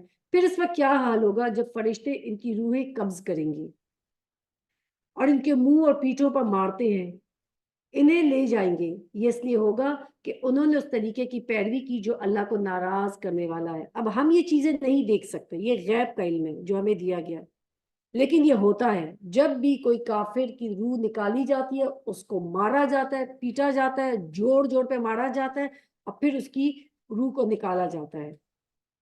اور یہ کیوں؟ کیونکہ انہوں نے اس طریقے کی پیروی نہیں کی جو اللہ کو راضی کرنے والی تھی, بلکہ انہوں نے اس کی پیروی کی جو اللہ تعالیٰ کو ناراض کرنے والا طریقہ تھا, اور اس کی رضا کا راستہ اختیار کرنا پسند نہ کیا. اس بنا پر ان کے سارے اعمال ضائع کر دیے گئے. یعنی اعمال سے مراد وہ تمام اعمال ہیں جو مسلمان بن کر وہ انجام دیتے رہے, لیکن وہ چونکہ دل میں نیت نہیں تھی تو اس وقت وہ ساری ظاہری جو نیکیاں تھی وہ بھی ضائع ہو گئی. کیا وہ لوگ جن کے دلوں میں بیماری ہے یہ سمجھ بیٹھے ہیں کہ اللہ ان کے دلوں کی کھوٹ ظاہر نہیں کرے گا؟ ہم چاہیں تو انہیں تم کو آنکھوں سے دکھا دیں اور ان کے چہرے سے تم ان کو پہچان لو, مگر ان کے انداز کلام سے تم تو جان ہی لوگے. اللہ تم سب کے اعمال سے خوب واقف ہے. ہم ضرور تم لوگوں کو آزمائش میں ڈالیں گے تاکہ تمہارے حالات کی جانچ کریں اور دیکھ لیں کہ تم میں مجاہد اور ثابت قدم کون ہے. اس لیے جب تکلیف آئے ہم سب کو تو اس وقت کیا کرنا ہے؟ جڑے رہنا ہے. کیوں؟ یہ اب ہمارا ٹیسٹنگ ٹائم ہے. اللہ تعالیٰ نے کیا فرمایا؟ تاکہ حالت دیکھ لے کہ تم میں کون پھر بھی نیکیوں کے لیے کوشش کرتا ہے اور کون ثابت قدم رہتا ہے. تو اس وقت اللہ کی رسی کو مضبوطی سے تھامنا ہے. سوائے اللہ کی کوئی کڑا نہیں ہے جس کو ہم تھامے اور ہم بچ جائیں گے. بس اس کڑے کو تھامے رکھے اور آپ جو ہے وہ بچ جائیں گے. ان الذین کفروا وصدوا عن سبیل اللہ, جن لوگوں نے کفر کیا اللہ کی راہ سے روکا اور رسول سے جھگڑا کیا جبکہ ان پر راہ راست واضح ہو چکی تھی, در حقیقت وہ اللہ کو کوئی نقصان بھی نہیں دیکھ سکتے بلکہ اللہ ہی نے ان کا سب کیا کرایا غارت کر دیا. اے لوگوں جو ایمان لائے ہو, اللہ کی اطاعت کرو اور رسول کی اطاعت کرو اور اپنے اعمال کو برباد نہ کرو. کفر کرنے والوں کو اللہ کی راہ سے روکنے والے اور مرتے دم تک کفر پر جمے رہنے والوں کو تو اللہ ہرگز معاف نہیں کرے گا. بس تم بودے نہ بنو اور صلح کی درخواست نہ کرو, تم ہی غالب رہنے والے ہو. اللہ تمہارے ساتھ ہے اور تمہارے اعمال کو وہ ہرگز ضائع نہ کرے گا. انما الحیات الدنیا لعب و لہو, یہ دنیا کی زندگی تو ایک کھیل اور تماشا ہے. اگر تم ایمان رکھو اور تقوی کی روش پر چلتے رہو تو اللہ تمہارے اجر تم کو دے گا اور وہ تمہارے مال تم سے نہ مانگے گا. اگر کہیں وہ تمہارے مال تم سے مانگ لے اور سب کے سب تم سے طلب کر لے تو بخل کرو گے اور وہ تمہارے کھوٹ ابھار لائے گا.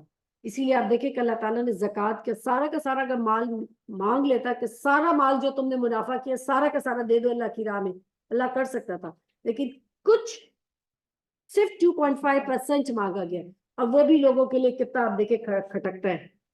دیکھو تم لوگوں کو دعوت دی جا رہی ہے کہ اللہ کی راہ میں مال خرچ کرو، اس پر تم میں سے کچھ لوگ ہیں جو بخل کریں، حالانکہ جو بخل کرتا ہے وہ در حقیقت اپنے آپ ہی سے بخل کر رہا ہے، اللہ تو غنی ہے، تم اس کے محتاج ہو۔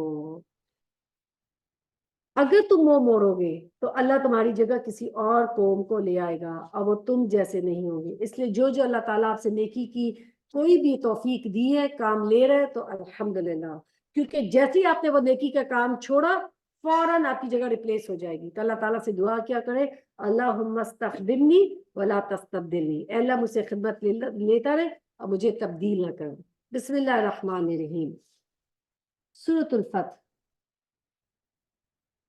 بسم اللہ الرحمن الرحیم، انا فتحنا لک فتحا مبینا لیغفر لك الله ما تقدم من ذنبك وما تأخر ويتم نعمته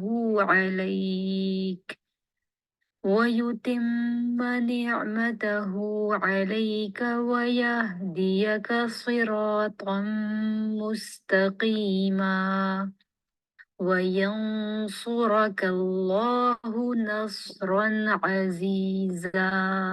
بسم اللہ الرحمن الرحیم، انا فتحنا لک فتحا مبینا، اے نبی صلی اللہ علیہ وسلم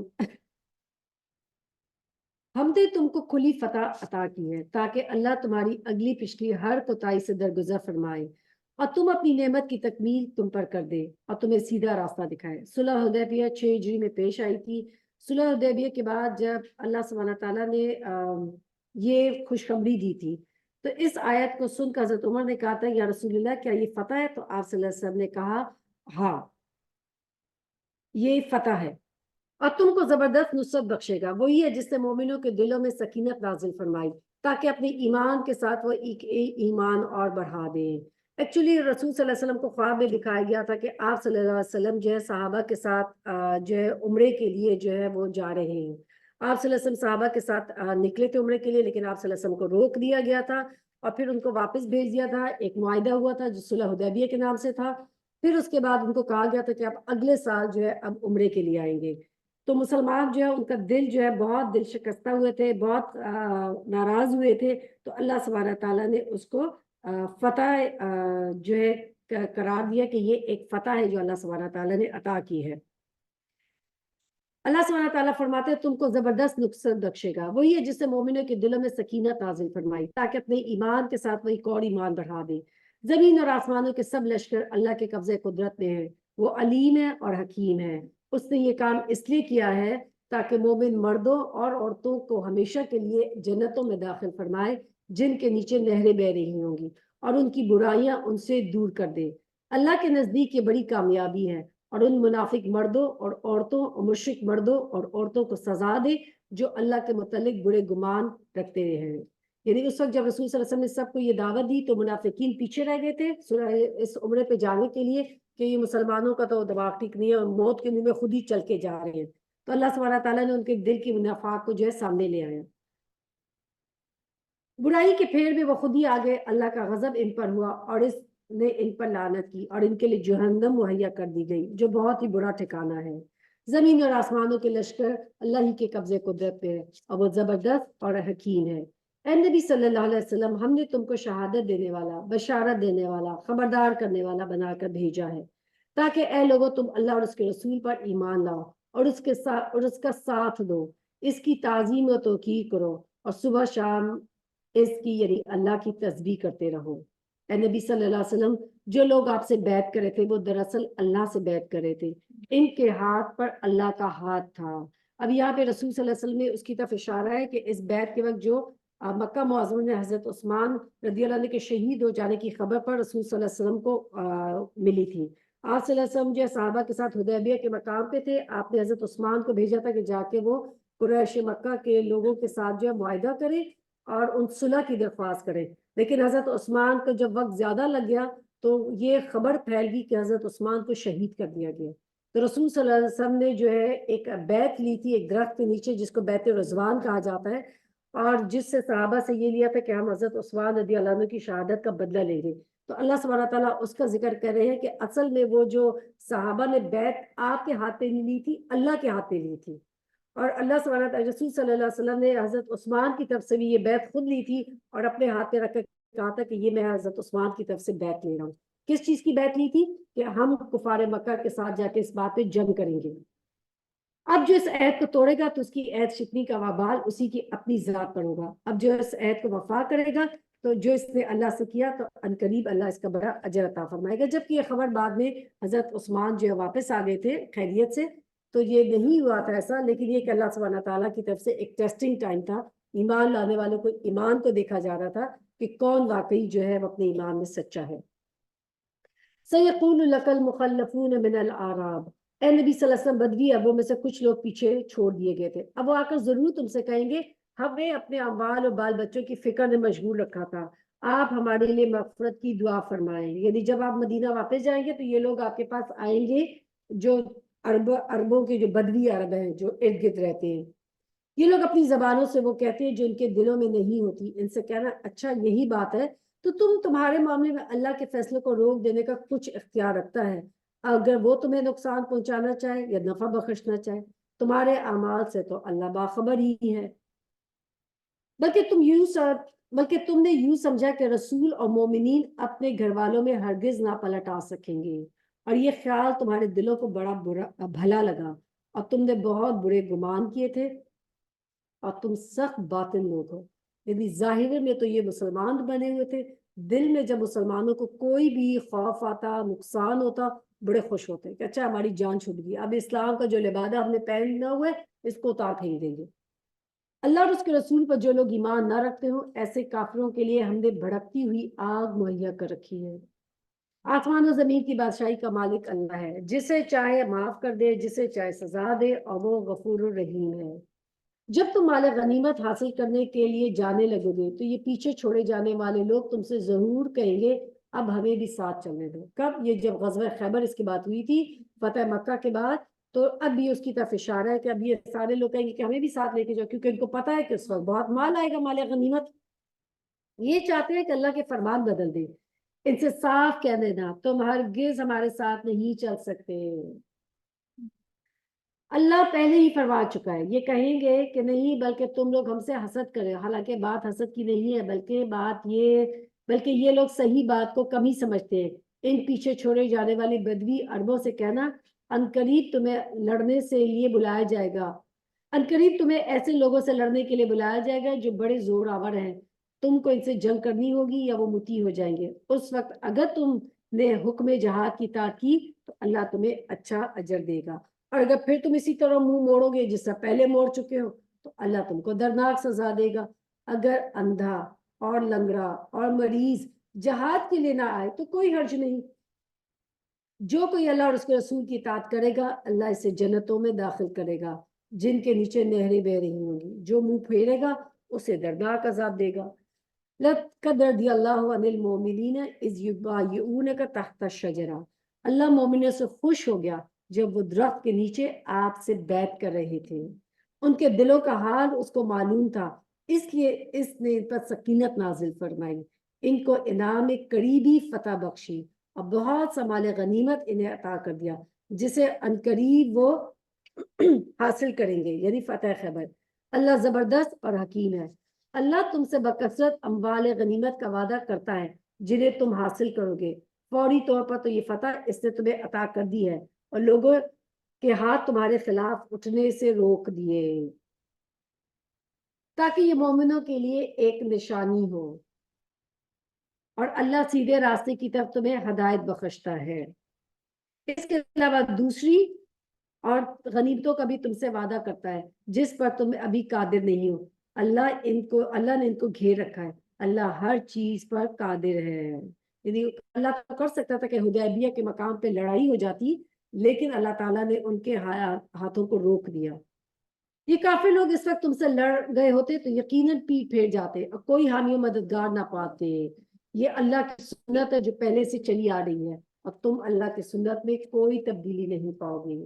وہی ہے جس نے مکہ کی وادی میں ان کے ہاتھ تم سے روک دیے اور تمہارے ہاتھ ان سے روک دیے، حالانکہ وہ تم پر غلبہ عطا کر چکا تھا، جو کچھ تم کر رہے تھے اللہ اسے دیکھ رہا تھا۔ رہے وہ لوگ تو رہی وہی تو لوگ ہیں جنہوں نے کفر کیا اور تم کو مسجد الحرام سے روکا اور ہدی کے اونٹوں کو ان کی قربانی کی جگہ نہ پہنچنے دیا، اور مکہ میں ایسے مومن مرد اور عورت موجود نہ ہوتے جنہیں تم نہیں جانتے، اور یہ خطرہ نہ ہوتا کہ نادانستگی میں تم انہیں پامال کر دو گے، اور اس سے تم پر حرف آئے گا تو جنگ نہ روکی اس لیے گئی تاکہ اللہ اپنی رحمت میں جس کو چاہے داخل کر دے۔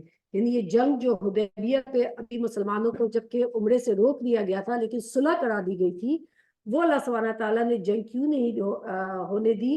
کیونکہ ابھی جو ہے مکہ میں کچھ ایسے کمزور مسلمان تھے کہ جو ہجرت کر کے نہیں آئے تھے مدینہ، لیکن وہ ہر وقت اللہ تعالیٰ سے دعائیں کرتے تھے کہ کب اللہ تعالیٰ کی ہمیں مدد آئے گی۔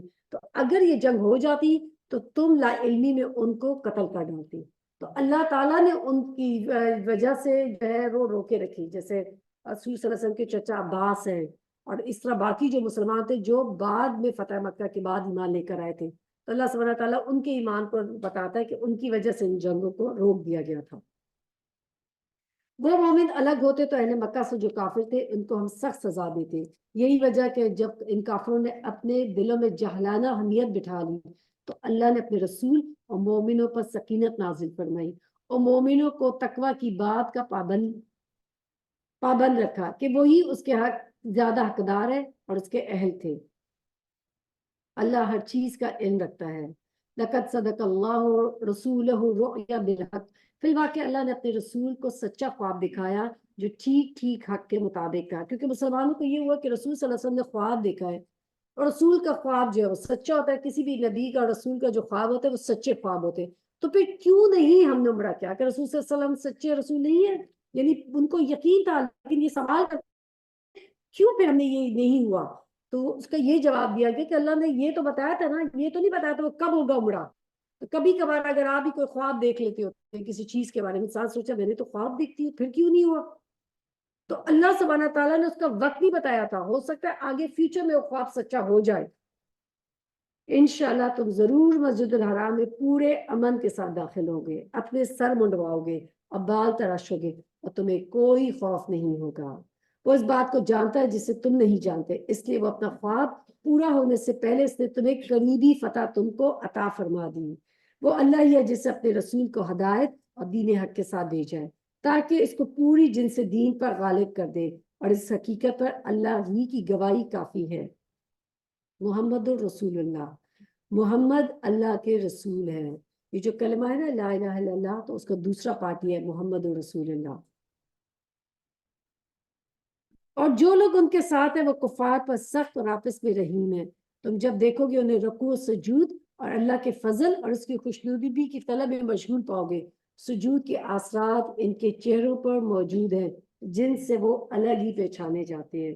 یعنی ایسے مومن جو اللہ تعالیٰ کے یعنی اللہ تعالیٰ کی خدمت میں جو ہے سجدے کرتے ہیں، نوافل پڑھتے ہیں، صدقہ خیرات کرتے ہیں، تو ان کے چہروں کے اوپر اللہ سبحانہ تعالیٰ نے ان کی حسن اخلاق کی، خدا ترسی کی، شرافت کی ایک نور رکھا ہوتا ہے۔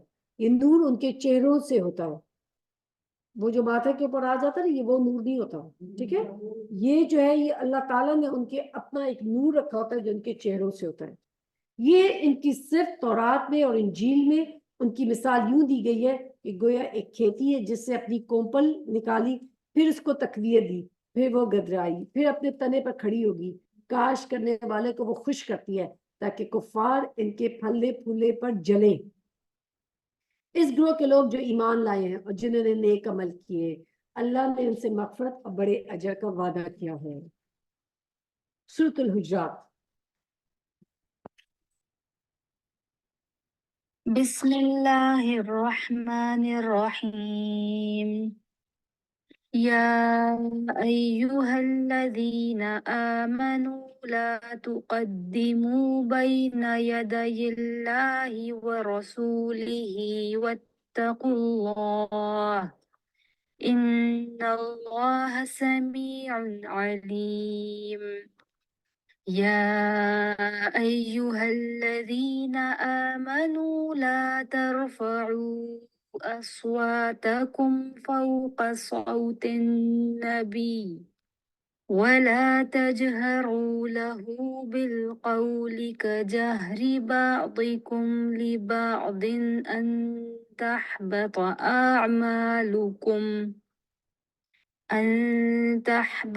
أعمالكم وأنتم لا تشعرون. بسم الله الرحمن الرحيم. يا أيها الذين آمنوا لا تقدموا بين يدي الله ورسوله واتقوا الله إن الله سميع عليم. اے لوگو جو ایمان لائے ہو، اللہ اور اس کے رسول کے آگے پیش قدمی نہ کرو، اور اللہ سے ڈرو، اللہ سب کچھ سننے والا جاننے والا ہے۔ یعنی جب اللہ اور رسول کسی بات کا حکم دے دے تو اس سے آگے بڑھنے کی کوشش نہ کرو اور اس حکم کی پیروی کرو۔ اے لوگو جو ایمان لائے ہو، اپنی آواز نبی کی آواز سے بلند نہ کرو اور نہ نبی کے ساتھ اونچی آواز سے بات کیا کرو، جس طرح تم آپس میں ایک دوسرے سے بات کرتے ہو، کہیں ایسا نہ ہو کہ تمہارا کیا کرایہ سب غارت ہو جائے اور تمہیں خبر بھی نہ ہو۔ اللہ سبحانہ تعالیٰ نے پہلے اپنا اور رسول کے حکم کی بات کی کہ ان کی پیروی کی جائے، اور پھر اس کے بعد رسول صلی اللہ علیہ وسلم کے ساتھ جب بات کیا جائے ان کی زندگی میں بھی تو صحابہ کی تربیت کی جا رہی ہے کہ کتنی ادب کے ساتھ بات کی جائے، اور رسول صلی اللہ علیہ وسلم سے ایسے بات نہ کرو کہ جیسے آپس میں تم ایک دوسرے کے ساتھ ایک بے تکلفانہ طریقے سے بات کرتے ہو۔ آج ہمارے لیے بھی کیا ہے کہ جب رسول صلی اللہ علیہ وسلم کا نام ہو تو ہم بہت ہی عزت رسپیکٹ کے ساتھ رسول صلی اللہ علیہ وسلم کا نام دیں۔ کبھی بھی یہ مت کہا کرے کہ بچے جو ہوتے ہیں نا آج کل کے بچے، what did Muhammad said about this thing، وہ محمد نے یہ کہا، don't say these things۔ رسول اللہ، اب دیکھیں اللہ سبحانہ تعالیٰ جب قرآن میں اللہ سبحانہ تعالیٰ رسول صلی اللہ علیہ وسلم کا نام لیتے کتنی رسپیکٹ اور تعظیم کے ساتھ اللہ کا رسول کہہ کے بات کی جاتی ہے، تو رسول صلی اللہ علیہ وسلم کے بعد بھی ان کا نام لیتے ہوئے بہت خیال کرنا چاہیے۔ اسی طریقے سے جو ایسی محفلیں جہاں پہ اللہ رسول کا نام بلند کیا جاتا ہے اس محفلوں کے اندر اس میں احترام ہونا چاہیے۔ صحابہ جو ہے ایون بعد کے تابعین اور جو وہ لوگ تھے وہ کیا کرتے تھے، اگر کہ حدیث کی محفل ہوتی تو اتنا خیال کرتے تھے کہ کتنا ان کو اگر کوئی بچھو بھی کاٹ جاتا تھا تو اپنے منہ سے آواز نہیں نکالتے تھے کیونکہ یہ حدیث کی محفل ہے اور اس کی ڈسپیکٹ نہ ہو جائے، اتنا خیال کیا جاتا تھا۔ تو اس لیے یاد رکھیں کہ قرآن اور حدیث کی محفلوں کا بہت خیال کرنا چاہیے، اور جب ان کا نام لیا جائے تو کوئی اس کو جوکس اس کا لو بات نہیں، بالکل سنجیدگی کے ساتھ ان کی رسپیکٹ کی جائے۔ بالکل مسجد نبی میں خاص طور پہ جب آپ روزہ رسول پہ جاتے ہیں مسجد نبی میں، اس وقت اب میں نے ایک عورت کو دیکھا تھا، ریمبر لاسٹ جب میں گئی تھی وہ اونچی اونچی آواز میں نعتیں پڑھی تھی۔ I was shocked کہ یہاں پہ آپ درود پڑھیں اور آپ یہاں پہ بیٹھ کے نعتیں پڑھیں، دس از اے ٹائم، اور وہ بھی وہ ایسی نعتیں کہ جس کے اندر شرک ہے سارا، اور وہ اتنی مطلب اٹ از سو سیڈ، اور پھر اس کے بعد ہلا گلا اور ایک دوسرے کو پش کرنا اور نفل پڑھ لیں گے۔ ایسے نفل پڑھنے کا انسان کو کیا فائدہ کہ جو رسول صلی اللہ علیہ وسلم کے آپ جو ہے مسجد میں جا کے اور اونچی آواز میں بات کرتے ہیں۔ ایک دفعہ حضرت عمر رضی اللہ عنہ مسجد میں آئے تو کچھ صحابہ اونچی آواز میں بات کرتے تو انہوں نے اٹھا کے پتھر مارنے شروع کر دیے ان کو کہ یہ تم رسول صلی اللہ علیہ وسلم کی مسجد میں بیٹھ کے اتنی اونچی آواز میں بات کریں۔ تو جب یہ احکامات ہے تو صحابہ اتنی آہستہ آواز میں بات کرتے تھے کہ کہیں ہمارے لیے کوئی ڈسریسپیکٹ نہ ہو جائے، کیونکہ اللہ تعالیٰ نے فرمایا ہے کہ یہ نہ ہو کہ تمہارا سارا کیا کرایا غارت ہو جائے اور تمہیں کچھ علم ہی نہ ہو، تو اس لیے بہت خیال کرنا چاہیے۔ ان الذین یغضون اصواتهم عند رسول اللہ اولئک الذین امتحن اللہ، جو لوگ رسول اللہ کی حضور بات کرتے ہوئے اپنی آواز پست رکھتے ہیں وہ در حقیقت وہ لوگ ہیں کہ جن کے دلوں کو اللہ تعالیٰ نے کیا دیا ہے، قلوبہم للتقوی، ان کے دلوں کے اندر تقوی ہے، یعنی یہ چیز اٹسیلف تقوی کی نشانی ہے، ان کے لیے مغفرت ہے اور اجر عظیم۔ اے نبی صلی اللہ علیہ وسلم، جو لوگ تمہیں حجروں کے باہر سے پکارتے ہیں ان میں سے اکثر بے عقل ہیں، اگر وہ تمہاری برآمد ہونے تک صبر کرتے تو انہی کے لیے بہتر تھا، اللہ درگزر کرنے والا اور رحیم ہے۔ بدوی عرب جو ہیں وہ چونکہ ان پڑھ تھے، جاہل تھے، ایک جو ہے شہر میں رہنے والے کے اندر ایسے آداب زیادہ ہوتے ہیں، تو وہ جب آتے تھے رسول صلی اللہ علیہ وسلم کے حجرے کے باہر تو آ کے باہر آواز دیتے تھے یا محمد یا محمد کہتے کہ بھائی آپ جو ہے آئے ان کی بات سنیں۔ تو اللہ سبحانہ تعالیٰ نے یہ آیات نازل کی کہ وہ بے عقل لوگ ہیں، اگر وہ صبر کرتے تو ان کے لیے بہتر تھا، لیکن اللہ سبحانہ تعالیٰ چونکہ ان کے اندر عقل کی کمی ہے تو اللہ تعالیٰ ان کو معاف کرنے والا ہے۔ اے لوگوں جو ایمان لائے ہو، اگر کوئی فاسق تمہارے پاس کوئی خبر لائے تو تحقیق کر لیا کرو، ایسا نہ ہو کہ تم نادانستہ طور پہ کوئی نقصان پہنچا بیٹھو اور اپنے کیے ہوئے پریشان ہو۔ ہم سب کے لیے اس میں لیسن ہے۔ کوئی بھی میسج آپ کو آ جائے پلیز آگے فارورڈ نہ کیا کرے unless you are 110% sure کہ یہ سچا میسج ہے۔ آج کل آپ دیکھیں ہمارے معاشرے میں کتنے فتنہ اس وقت پھیلا ہوا ہے، اتنی ہمارے اس میں ملک میں فتنے فساد کیوں ہیں، جس کی وجہ سے ہر میسج ہر آگے فارورڈ کیا جاتا ہے unknowingly یہ سچا ہے کہ نہیں، چاہے وہ دین کے بارے میں ہے، چاہے کہ وہ حدیث ہے، چاہے وہ سیاست دانوں کے بارے میں، ہر چیز کو پولیٹیکل ہے کوئی بھی ہے، بس ایک میسج آگے فارورڈ کرنا ہم اپنا لگتا ہے کہ ہمارے اوپر ایک لاگو کر دیا کہ فرض ہے ہمارا unknowingly تو اس لیے پلیز ہم سب کو نا اگر ہم یہ جان لیں نا ہم کیسے اپنی زندگی کو پروڈکٹیو بنا سکتے ہیں، یقین کریں ہمارے لیے اس ان پروڈکٹیو چیزوں کا ٹائم ہی نہ بچے۔ رمضان میں جب لوگوں ایسی ویڈیوز فضول کچرا قسم کے جوکس فارورڈ کرتے ہیں، میں سوچتی ہوں ان کے پاس کتنا وقت ہے اس وقت بھی۔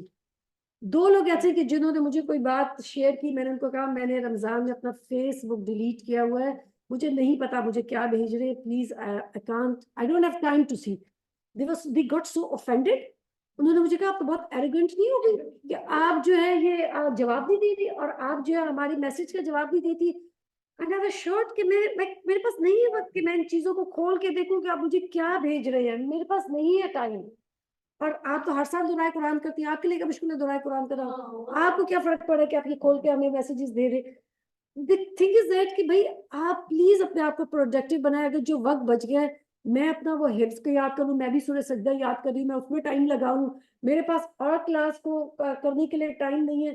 اور آپ دیکھیں لوگ اتنے فارغ ہیں کہ وہ سارا وقت بس وہ چیزیں، اور پھر آپ ان کو کہہ دیں کہ میرے پاس نہیں ہے ٹائم تو وہ they got offended۔ اس لیے آپ دیکھیں اللہ تعالیٰ کیا فرماتی ہے کہ کوئی بھی چیز ہو آپ پلیز چیک، کسی کے جھوٹا ہونے کے لیے کافی ہے کہ ہر سنی سنائی بات کو آگے پہنچا دیں۔ اس لیے پلیز پلیز اپنے آپ کو پروڈکٹیو بناؤ۔ یہی صحابہ کو بھی فرمایا جا رہا ہے، یہی میرے اور آپ کے لیے بھی ہے۔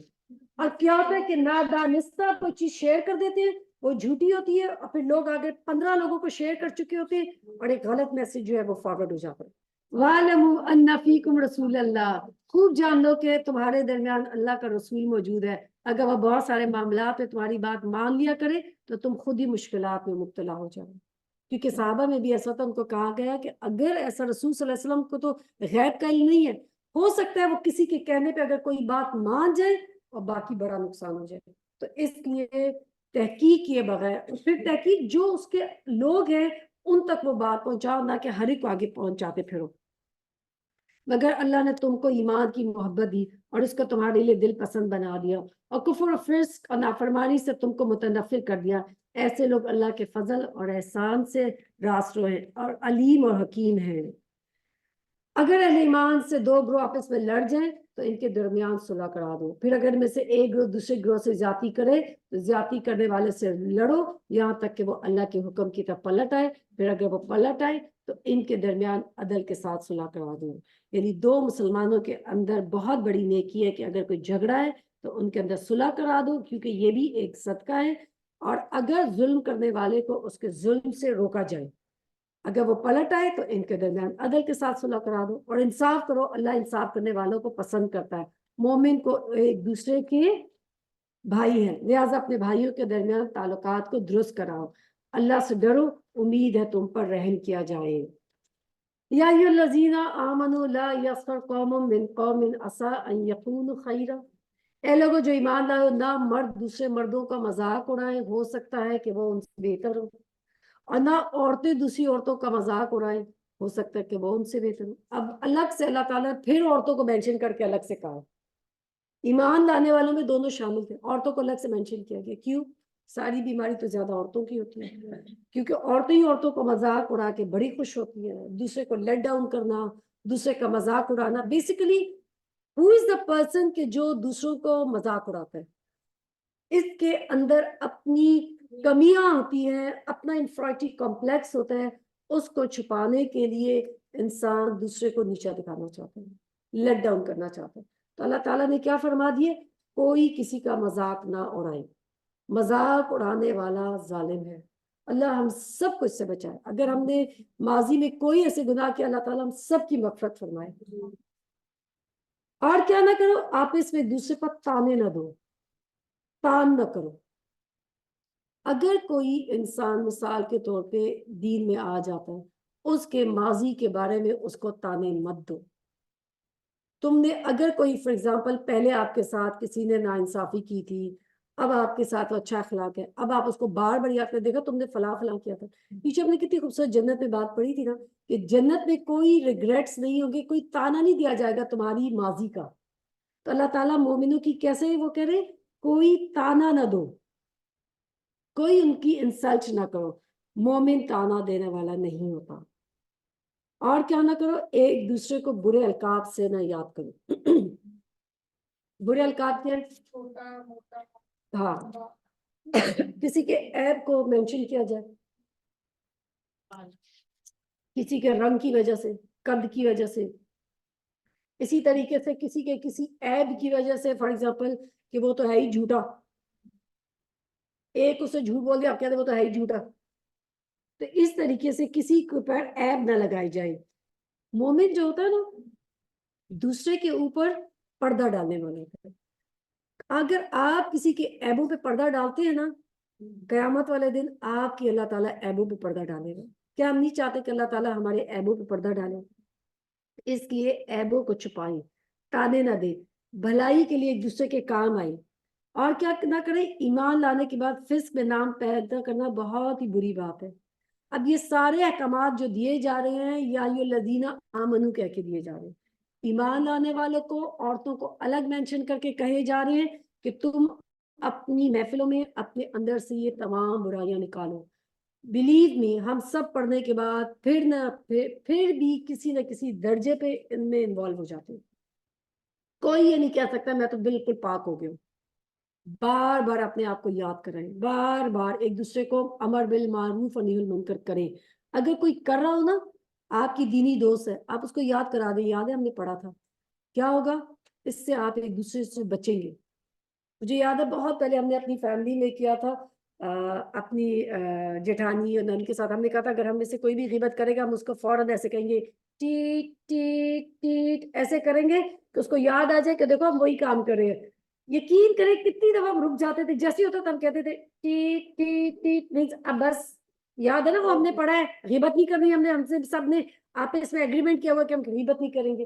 اس طریقے سے کوئی آپ کے پاس بھی جو ہو، آپ اپنے ایک دوسرے کے ساتھ دوسروں کے لیے امر بالمعروف خیر کا باعث بنے، ایک دوسرے کو روکے۔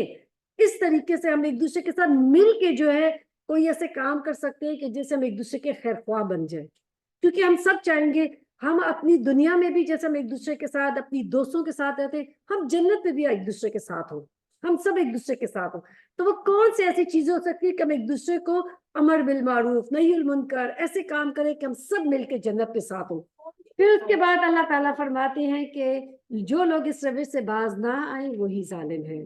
یا ایھا الذین آمنوا اجتنبوا کثیرا من الظن، اے لوگوں جو ایمان لائے ہو، بہت گمان کرنے سے پرہیز کرو، کہ بعض گمان گناہ ہوتے ہیں، گمان کر لیتے ہیں بس یہ انسان یہ کہہ رہے نا اس نے یہی کیا ہوگا، اس کے پیچھے اس کا یہی مطلب ہے، کسی کے بارے میں کوئی غلط ایزمپشنز کر لینا۔ آپ صلی اللہ علیہ وسلم نے فرمایا بدگمانی سے بچو، کیونکہ بدگمانی بہت جھوٹی بات ہے۔ اور کیا نہ کرو، تجسس نہ کرو، کیونکہ جب آپ بدگمانی کریں گے تو اگلی کیا چیز ہوگی، سیکنڈ سٹیپ تجسس پیدا ہو جائے گا۔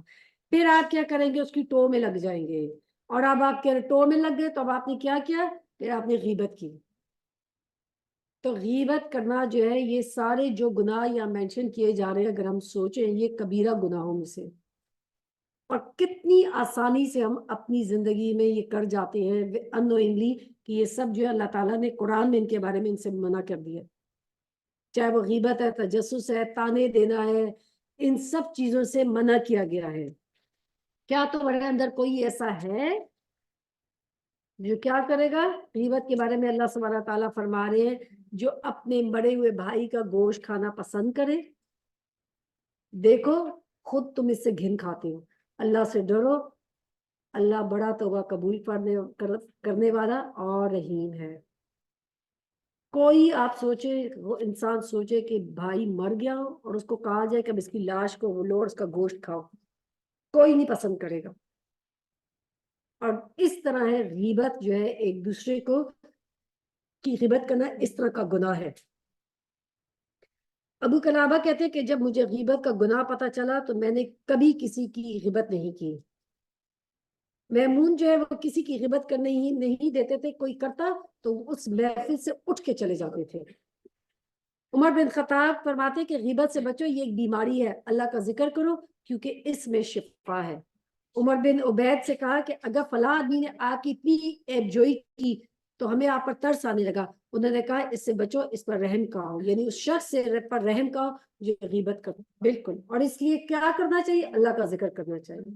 کوشش کریں آپ اس کو، اگر کوئی آپ کے ساتھ کر رہے ہے تو اس کو کہہ دیں چھوڑیے، بس کیا کرنا ہے، کیوں ہم اس کے گناہ اپنے سر لے رہے ہیں، چھوڑیے کوئی اور بات کرتے ہیں، پیار سے محبت سے ان کو منع کر دیں۔ لوگوں، ہم نے تم کو ایک مرد اور ایک عورت سے پیدا کیا اور ہم تمہاری قومیں اور برادریاں بنا دی تاکہ ایک دوسرے کو پہچانو۔ در حقیقت اللہ کے نزدیک تم سب میں سب سے زیادہ عزت والا وہ ہے جو تمہارے اندر سب سے زیادہ پرہیزگار ہے۔ یقیناً اللہ سب کچھ جاننے والا اور باخبر ہے۔ قالت الاعراب آمنا، یہ بدوی کہتے ہیں ہم ایمان لائے۔ قل لم تؤمنوا، ان سے کہا تم ایمان نہیں لائے، ولکن قولوا اسلمنا، ان سے کہو تم ایمان نہیں لائے بلکہ تم یہ کہو کہ میں نے اسلام قبول کیا ہے۔ ایمان ابھی تو تمہارے دلوں میں داخل ہی نہیں ہوا۔ اگر تم اللہ اور اس کے رسول کی فرمانبرداری اختیار کرو تو وہ تمہارے اعمال کے اجر میں تم پہ کوئی کمی نہیں کرے گا۔ سوچے کوئی کہے میں ایمان لاؤں اور اس کو اللہ تعالیٰ کہہ رہے تم ایمان نہیں لائے، ایمان تو ابھی تمہارے دل میں داخل ہی نہیں ہوا۔ اگر تم اللہ اور اس کے رسول کی فرمانبرداری اختیار کر لو تو وہ تمہارے اجر کی میں کوئی کمی نہیں کرے گا۔ اللہ درگزر کرنے والا بڑا رحیم ہے۔ حقیقت میں تو مومن وہ ہیں جو اللہ اور اس کے رسول پر ایمان لائے پھر انہیں کوئی شک نہیں ہوا اور اپنی جانوں و مالوں سے اللہ کی راہ میں جہاد کیا، وہ سچے لوگ ہیں۔ اے نبی، ان سے کہو اگر تم اللہ کو اپنے دین کی اطلاع دے رہے ہو، حالانکہ اللہ زمین اور آسمان کی ہر چیز کو جانتا ہے اور وہ ہر شے کا علم رکھتا ہے۔ یہ لوگ تم پر احسان جتاتے ہیں کہ انہوں نے اسلام قبول کر لیا۔ ان سے کہو اپنے اسلام کا احسان مجھ پر نہ رکھو، بلکہ اللہ نے تم پر احسان رکھتا ہے کہ اس سے تمہیں ایمان کی ہدایت دی۔ اگر تم واقعی اپنے دعوی ایمان میں سچے ہو، اللہ زمین اور آسمان کی ساری پوشیدہ آسمانوں کی علم رکھتا ہے اور جو کچھ تم کرتے ہو وہ سب اللہ کی نگاہ میں ہے۔ تو اصل چیز کیا ہے؟ اصل چیز ایمان کے دعوے کرنا اور لوگوں کو یہ کہنا کہ میں تو بڑی نیک ہوں، میں یہ کام کرتی ہوں، نہیں۔ اصل چیز کیا ہے؟ عمل۔ عمل پروف کرے کہ whatever we say we mean it۔ زبان سے بڑے بڑے دعوے کرنا اپنی نیکیوں کے اور جو ہے سیلف جو ہے سارا اپریسیشن میں لگے رہنا، اللہ کو کوئی پرواہ نہیں ہے۔ اصل چیز یہ ہے کہ ہمارا عمل اس چیز کی تصدیق کرے کہ ہم جو کہہ رہے ہیں واقعی ہم اس کے کرنے کی کوشش بھی کریں۔ سورۃ القاف، بسم اللہ الرحمن الرحیم، قاف والقرآن المجید، کاف قسم ہے قرآن مجید کی، بلکہ ان لوگوں کو تعجب ہوا اس بات پر کہ ایک خبردار کر دینے والا خود انہی میں سے آ گیا۔ پھر منکرین کہنے لگے یہ تو عجیب بات ہے، کیا جب ہم مر جائیں گے اور خاک ہو جائیں گے تو دوبارہ اٹھائے جائیں گے؟ یہ واپسی تو عقل سے بعید ہے۔ آپ صلی اللہ علیہ وسلم سورۃ الکاف کی تلاوت جو ہے اہم موقعوں پر کرتے تھے، جیسے فار ایگزامپل فجر کی نماز میں، جمعے کی نماز کے خطبے میں، عید کی نماز میں یہ آپ صلی اللہ علیہ وسلم اس سورت کی قرات کرتے تھے۔ فرمایا حالانکہ زمین ان کے جسم میں سے جو کچھ کھاتی ہے وہ سب ہمارے علم میں ہے اور ہمارے پاس ایک کتاب ہے جس میں سب کچھ محفوظ ہے، بلکہ ان لوگوں نے جو اس وقت حق ان کے پاس آیا اس وقت اسے صاف جھٹلا دیا۔ فہم فی امر مریج، اس وجہ سے اب وہ الجھن میں پڑے ہوئے ہیں۔ افلم ينظروا الى السماء فوقهم كيف بنيناها، اچھا تو کیا انہوں نے کبھی اپنے اوپر آسمان کی طرف نہیں دیکھا؟ اس طرح ہم نے اسے بنایا اور آراستہ کیا اور اس میں کوئی شگاف نہیں ہے، کوئی شگاف نہیں ہے۔ کس طریقے سے آپ دیکھیں اللہ سبحانہ تعالیٰ نے بغیر سہاروں کے ہمارے اوپر آسمان کھڑا کیا ہوا ہے اور زمین کو ہم نے بچھا دیا اور اس میں پہاڑ جما دیے اور اس کے اندر ہر طرح کی خوش منظر نباتات اگا دی. یہ ساری چیزیں آنکھیں کھولنے والی اور سبق دینے والی ہیں ہر اس بندے کے لیے جو حق کی طرف رجوع کرنے والا ہے. اور آسمان سے ہم نے برکت والا پانی نازل کیا، پھر اسے باغ اور فصل کے غلے اور بلند و بالا کھجور کے درخت پیدا کیے جن سے پھلوں سے لدے ہوئے غوشے تہ بتہ لگتے ہیں. یہ انتظام ہے بندوں کو رزق دینے کا. اس پانی سمیت مردہ زمین کو زندگی بخشتے ہیں. مرے ہوئے انسانوں کا زمین سے نکلنا بھی اسی طرح ہوگا. کبھی آپ نے دیکھا کھجور کے وہ لدے ہوئے کبھی دیکھے غوشے کیسے لدے ہوئے ہوتے ہیں کھجوروں کے ساتھ. جو اللہ سبحانہ تعالیٰ ان چھوٹے چھوٹے کونپلوں کے اندر اتنی میٹھی کھجور لگا دیتا ہے. اللہ سبحانہ تعالیٰ اسی طریقے سے قیامت والے دن انسانوں کو نکلے گا جو مردہ زمین میں سے غول کے غول نکلتے جائیں گے. چونٹیوں کی طرح زمین جو ہے بھر جائے گی. اس طریقے سے لوگ اپنی قبروں سے نکلیں گے. کذبت قبلہم قوم نوح و اصحاب الرس. ان سے پہلے نوح علیہ السلام کی قوم اور اصحاب الرس اور سمود اور عاد اور فرعون اور لوط کے بھائی اور ایکا والے تبا کی قوم کے لوگ بھی جھٹلا چکے ہیں. ہر ایک نے رسولوں کو جھٹلایا اور آخر کار میری وعید ان پر چسپاں ہو گئی. کیا پہلی بار کی تخلیق سے ہم عاجز تھے؟ مگر ایک نئی تخلیق کی طرف یہ لوگ شک میں پڑے ہوئے ہیں. یعنی پہلی دفعہ کوئی بھی چیز بنانا کیا ہوتا ہے؟ مشکل ہوتا ہے. کوئی بھی ڈش آپ بناتے پہلی دفعہ مشکل ہوتی ہے، سیکنڈ ٹائم تو آپ کو پتا ہوتا ہے بس اتنی چیزیں ڈال دو بس بن جائے گی. اللہ سبحانہ تعالیٰ جو پہلی دفعہ انسان کو بنانے والا ہے اس کے لیے دوسری دفعہ بنانا کیا مشکل ہے. وَلَقَدْ خَلَقْنَا الْإِنسَانَ وَنَعْلَمُ مَا تُوَسْوِسُ بِهِ نَفْسُهُ. ہم نے انسان کو پیدا کیا اور اس کے دل میں ابھرنے والے وسوسوں تک کو بھی ہم جانتے ہیں. ہم نے اس کی رگے گردن سے بھی زیادہ اس کے قریب ہیں. ہمارے اس براہ راست علم کے علاوہ دو کاتب اس کے دائیں اور بائیں بیٹھے ہر چیز ثبت کریں. کوئی لفظ اس کے زبان سے نہیں نکلتا جسے وہ محفوظ ایک حاضر باز نگراں موجود نہ ہو. پھر دیکھو وہ موت کی جا کنی لے کر آ پہنچی. یہی وہ چیز ہے جس سے تو بھاگتا تھا. ہر موت جس کو آتی ہے ہم سمجھتے ہیں اس کو موت آئے گی. ہم مجھ پہ تو ابھی میری بڑا عمر ہے، ابھی میرا پاس بہت ٹائم ہے، ابھی میں نے نہیں مرنا. پھر سور پھونکا گیا. یہ وہ جس کو تجھے خوف دلایا جاتا تھا ہر شخص کے حال میں آ گیا اور اس کے ساتھ ایک ہانگ کر لانے والا ہے اور ایک گواہی دینے والا. پورا آپ دیکھیں کہ مرنے کے بعد اور مرنے کی زندگی یہ سارا نقشہ سورۃ الکاف میں پیش کیا جا رہا ہے. اسی لیے رسول صلی اللہ علیہ وسلم بار بار اہم موقعوں پر اس کی تلاوت کرتے تھے. اس چیز کی طرف سے تو غفلت میں تھا، ہم نے وہ پردہ ہٹا دیا جو تیرے آگے پڑا ہوا تھا. آج تیری نگاہ بڑی خوب تیز ہے. اس کے ساتھی نے عرض کیا یہ جو میری سپردگی میں تھا حاضر ہے. حکم دیا گیا پھینک دو جہنم میں ہر کٹے کافر کو جو حق سے اناد کرتا تھا، دشمنی کرتا تھا حق سے، خیر کو روکنے والا اور حد سے تجاوز کرنے والا، شک میں پڑا ہوا تھا اور اللہ کے ساتھ کسی دوسرے کو الہ بنا بیٹھا تھا. ڈال دو اسے سخت عذاب میں. اس کے ساتھی نے عرض کیا خداوند میں نے اس کو سرکش نہیں بنایا بلکہ یہ خود ہی پرلے درجے کی گمراہی میں پڑا تھا. جواب ارشاد ہوا میرے حضور جھگڑا نہ کرو، میں تو تم کو پہلی انجام بد سے خبردار کر چکا ہوں. میرے ہاں بات پلٹی نہیں جاتی اور میں اپنے بندوں پر ظلم توڑنے والا نہیں ہوں.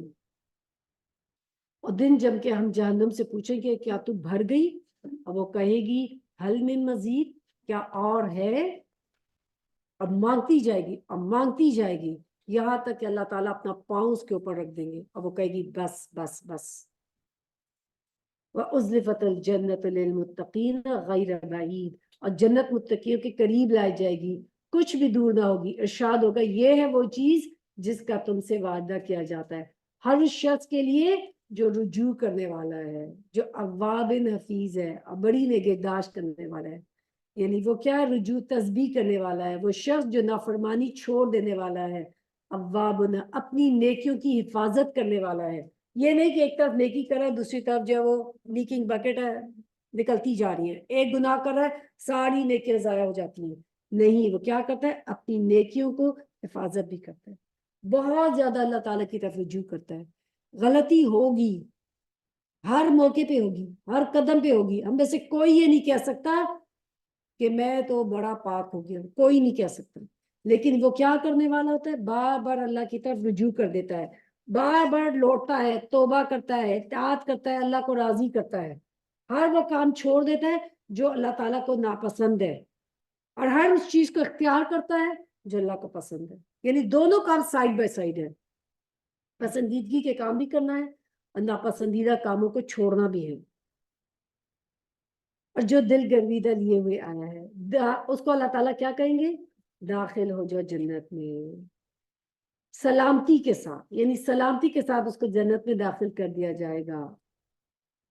وہ دن حیات ابدی کا دن ہوگا، وہاں ان کے لیے وہ سب کچھ ہوگا جو وہ چاہیں گے، اور ہمارے پاس اس سے بھی زیادہ اور بہت کچھ ہے ان کے لیے. یعنی جو ان کو دیا جائے گا اس سے بھی زیادہ، یعنی جو نفس خواہش کرتا ہے اس سے بھی زیادہ کچھ ہوگا، یعنی نفس وہ خواہش بھی نہیں کر سکتا. ہم نے ان سے پہلے بہت ساری قوموں کو ہلاک کر چکے ہیں جو ان سے زیادہ طاقتور تھی، اور دنیا کے ملکوں میں انہوں نے چھان مارا تھا، پھر کیا وہ کوئی جائے پناہ پا سکیں گے؟ اس میں تاریخ میں عبرت کا سبق ہے ہر اس شخص کے لیے جو دل رکھتا ہو، یا وہ جو بات کو توجہ کے ساتھ سنے. وَلَقَدْ خَلَقْنَا السَّمَاوَاتِ وَالْأَرْضَ وَمَا بَيْنَهُمَا فِي سِتَّةِ أَيَّامٍ. ہم نے زمین اور آسمانوں کو اور ان کے درمیان کی ساری چیزوں کو 6 دنوں میں پیدا کیا، اور ہمیں کوئی تھکان لاحق نہیں ہوئی. بس نبی صلی اللہ علیہ وسلم جو باتیں یہ لوگ بناتے ہیں ان پر صبر کرو، اور اپنے رب کی حمد کے ساتھ تسبیح کرو، طلوع آفتاب اور غروب آفتاب سے پہلے، رات کے وقت پھر اس کی تسبیح کرو، اور سجدے سے فارغ ہونے کے بعد بھی تسبیح کرو.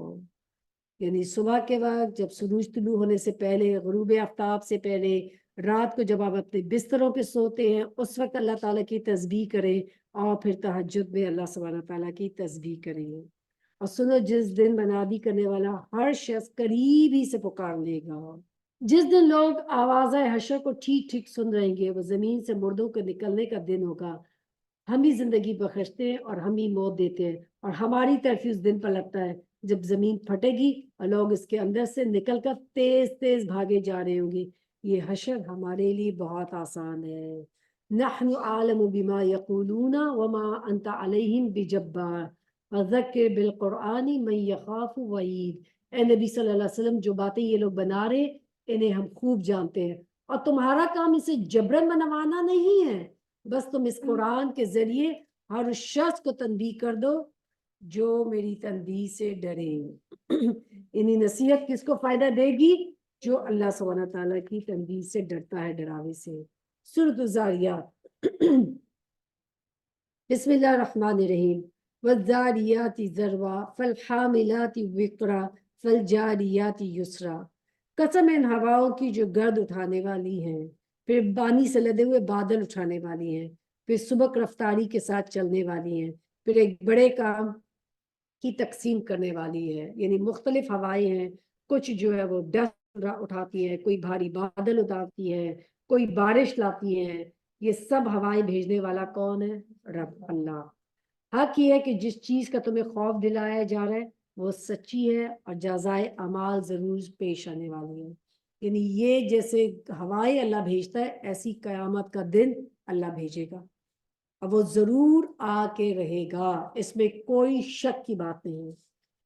قسم ہے متفرق شکلوں والے آسمان کی، آخرت کے بارے میں تمہاری بات ایک دوسرے سے مختلف ہے، اس سے وہی برگشتہ ہوتا ہے جو حق سے پھرا ہوا ہے.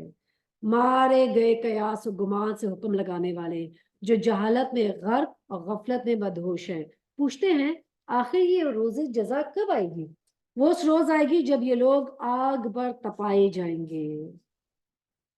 ان سے کہا جائے گا اب چکھو مزہ اپنے فتنے کا. یعنی یہ وہ لوگ ہیں جو آخرت کے بارے میں شک و شبہ رکھیں گے. کچھ کہتے ہیں آخرت آئے گی نہیں ہے، کچھ لوگ کہتے ہیں آخرت آئے گی ہمیں معاف کر دیا جائے گا، کچھ کہتے ہیں کہ ہم اللہ تعالیٰ اپنے ایکسکیوزز پیش کر کے بچ جائیں گے، کچھ کہتے ہیں کہ ہمیں تو جہنم میں ہی نہیں ڈالا جائے گا کیونکہ ہم تو محمد ہیں، ہمیں کیوں جہنم میں ڈالا جائے گا. اسی طریقے سے بنی اسرائیل بھی کہتی ہے ہم اللہ تعالیٰ کے بیٹے ہیں، ہم اللہ تعالیٰ کے چہیتے ہیں، ہمیں اللہ تعالیٰ جہنم میں نہیں ڈالے گا، ڈالے گا تو کچھ دنوں کے لیے ڈالے گا. ان سے کہا جائے گا اب چکھو اپنے مزہ اپنے فتنے کا. یہ وہی چیز ہے جس کے لیے تم جلدی مچا رہے تھے. البتہ متقی لوگ اس روز باغوں اور چشموں میں ہوں گے، جو کچھ ان کا رب انہیں دے گا خوشی خوشی لے رہے ہوں گے. تو اس دن کے آنے سے پہلے نیکوکار تھے. یعنی اصل عمل کب کرنا ہے؟ اس دن کے آنے سے پہلے. جب وہ آ گیا then it is too late. راتوں کو کم سوتے تھے، پھر وہی رات کے پچھلے پہروں میں معافی مانگتے تھے، اور ان کے مالوں میں حق تھا سائل اور محروم کا. آئی ہوپ کہ آپ لوگ جو سحری کے وقت جو خوب خوب استغفار کر رہے ہوں گے، کیونکہ یہ خاص وہ وقت ہے استغفار کرنے کا. اس وقت خوب خوب اللہ تعالیٰ سے اپنے گناہوں کی معافی مانگے. وفی الارض آیات للموقنین، زمین میں بہت سی نشانیاں یقین لانے والوں کے لیے، اور خود تمہارے اپنے اندر بھی موجود ہیں. کیا تم کو سوچتا نہیں ہے آسمان میں ہی تمہارا رزق بھی ہے اور وہ چیز بھی جس کا تم سے وعدہ کیا جا رہا ہے. پس قسم ہے آسمان اور زمین کے مالک کی، یہ بات حق ہے، ایسی یقینی جیسے تم بول رہے ہو.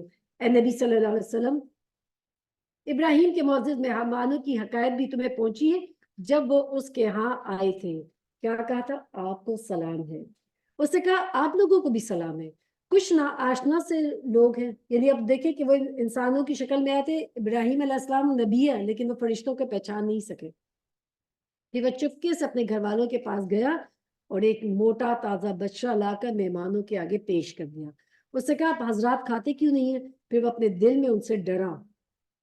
انہوں نے کہا ڈریے نہیں، اور اسے ایک ذی علم لڑکے کی پیدائش کی خوشخبری سنائی. یہ سن کر اس کی بیوی چیختی آگے بڑھی اور اس نے اپنا منہ پی ڈالا، کہنے لگی بوڑھی بانجھ. انہوں نے کہا یہی کچھ فرمایا تیرے رب نے، وہ حکیم ہے اور سب کچھ جانتا ہے. یعنی اگر اللہ سبحانہ تعالیٰ بڑھاپے میں بھی کہ اولاد ابراہیم علیہ السلام کو دے رہے تو اللہ سبحانہ تعالیٰ اس کی حکمت جانتا ہے.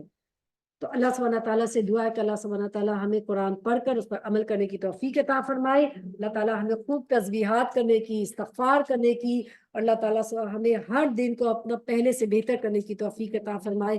اللہ تعالیٰ جو کچھ آج ہم نے سورۃ الحجرات میں پڑھا ہے ان تمام جو ہے برائیوں سے بچائے. آمین یا رب العالمین. ربنا تقبل منا انک انت السمیع العلیم وتب علینا انک انت التواب الرحیم.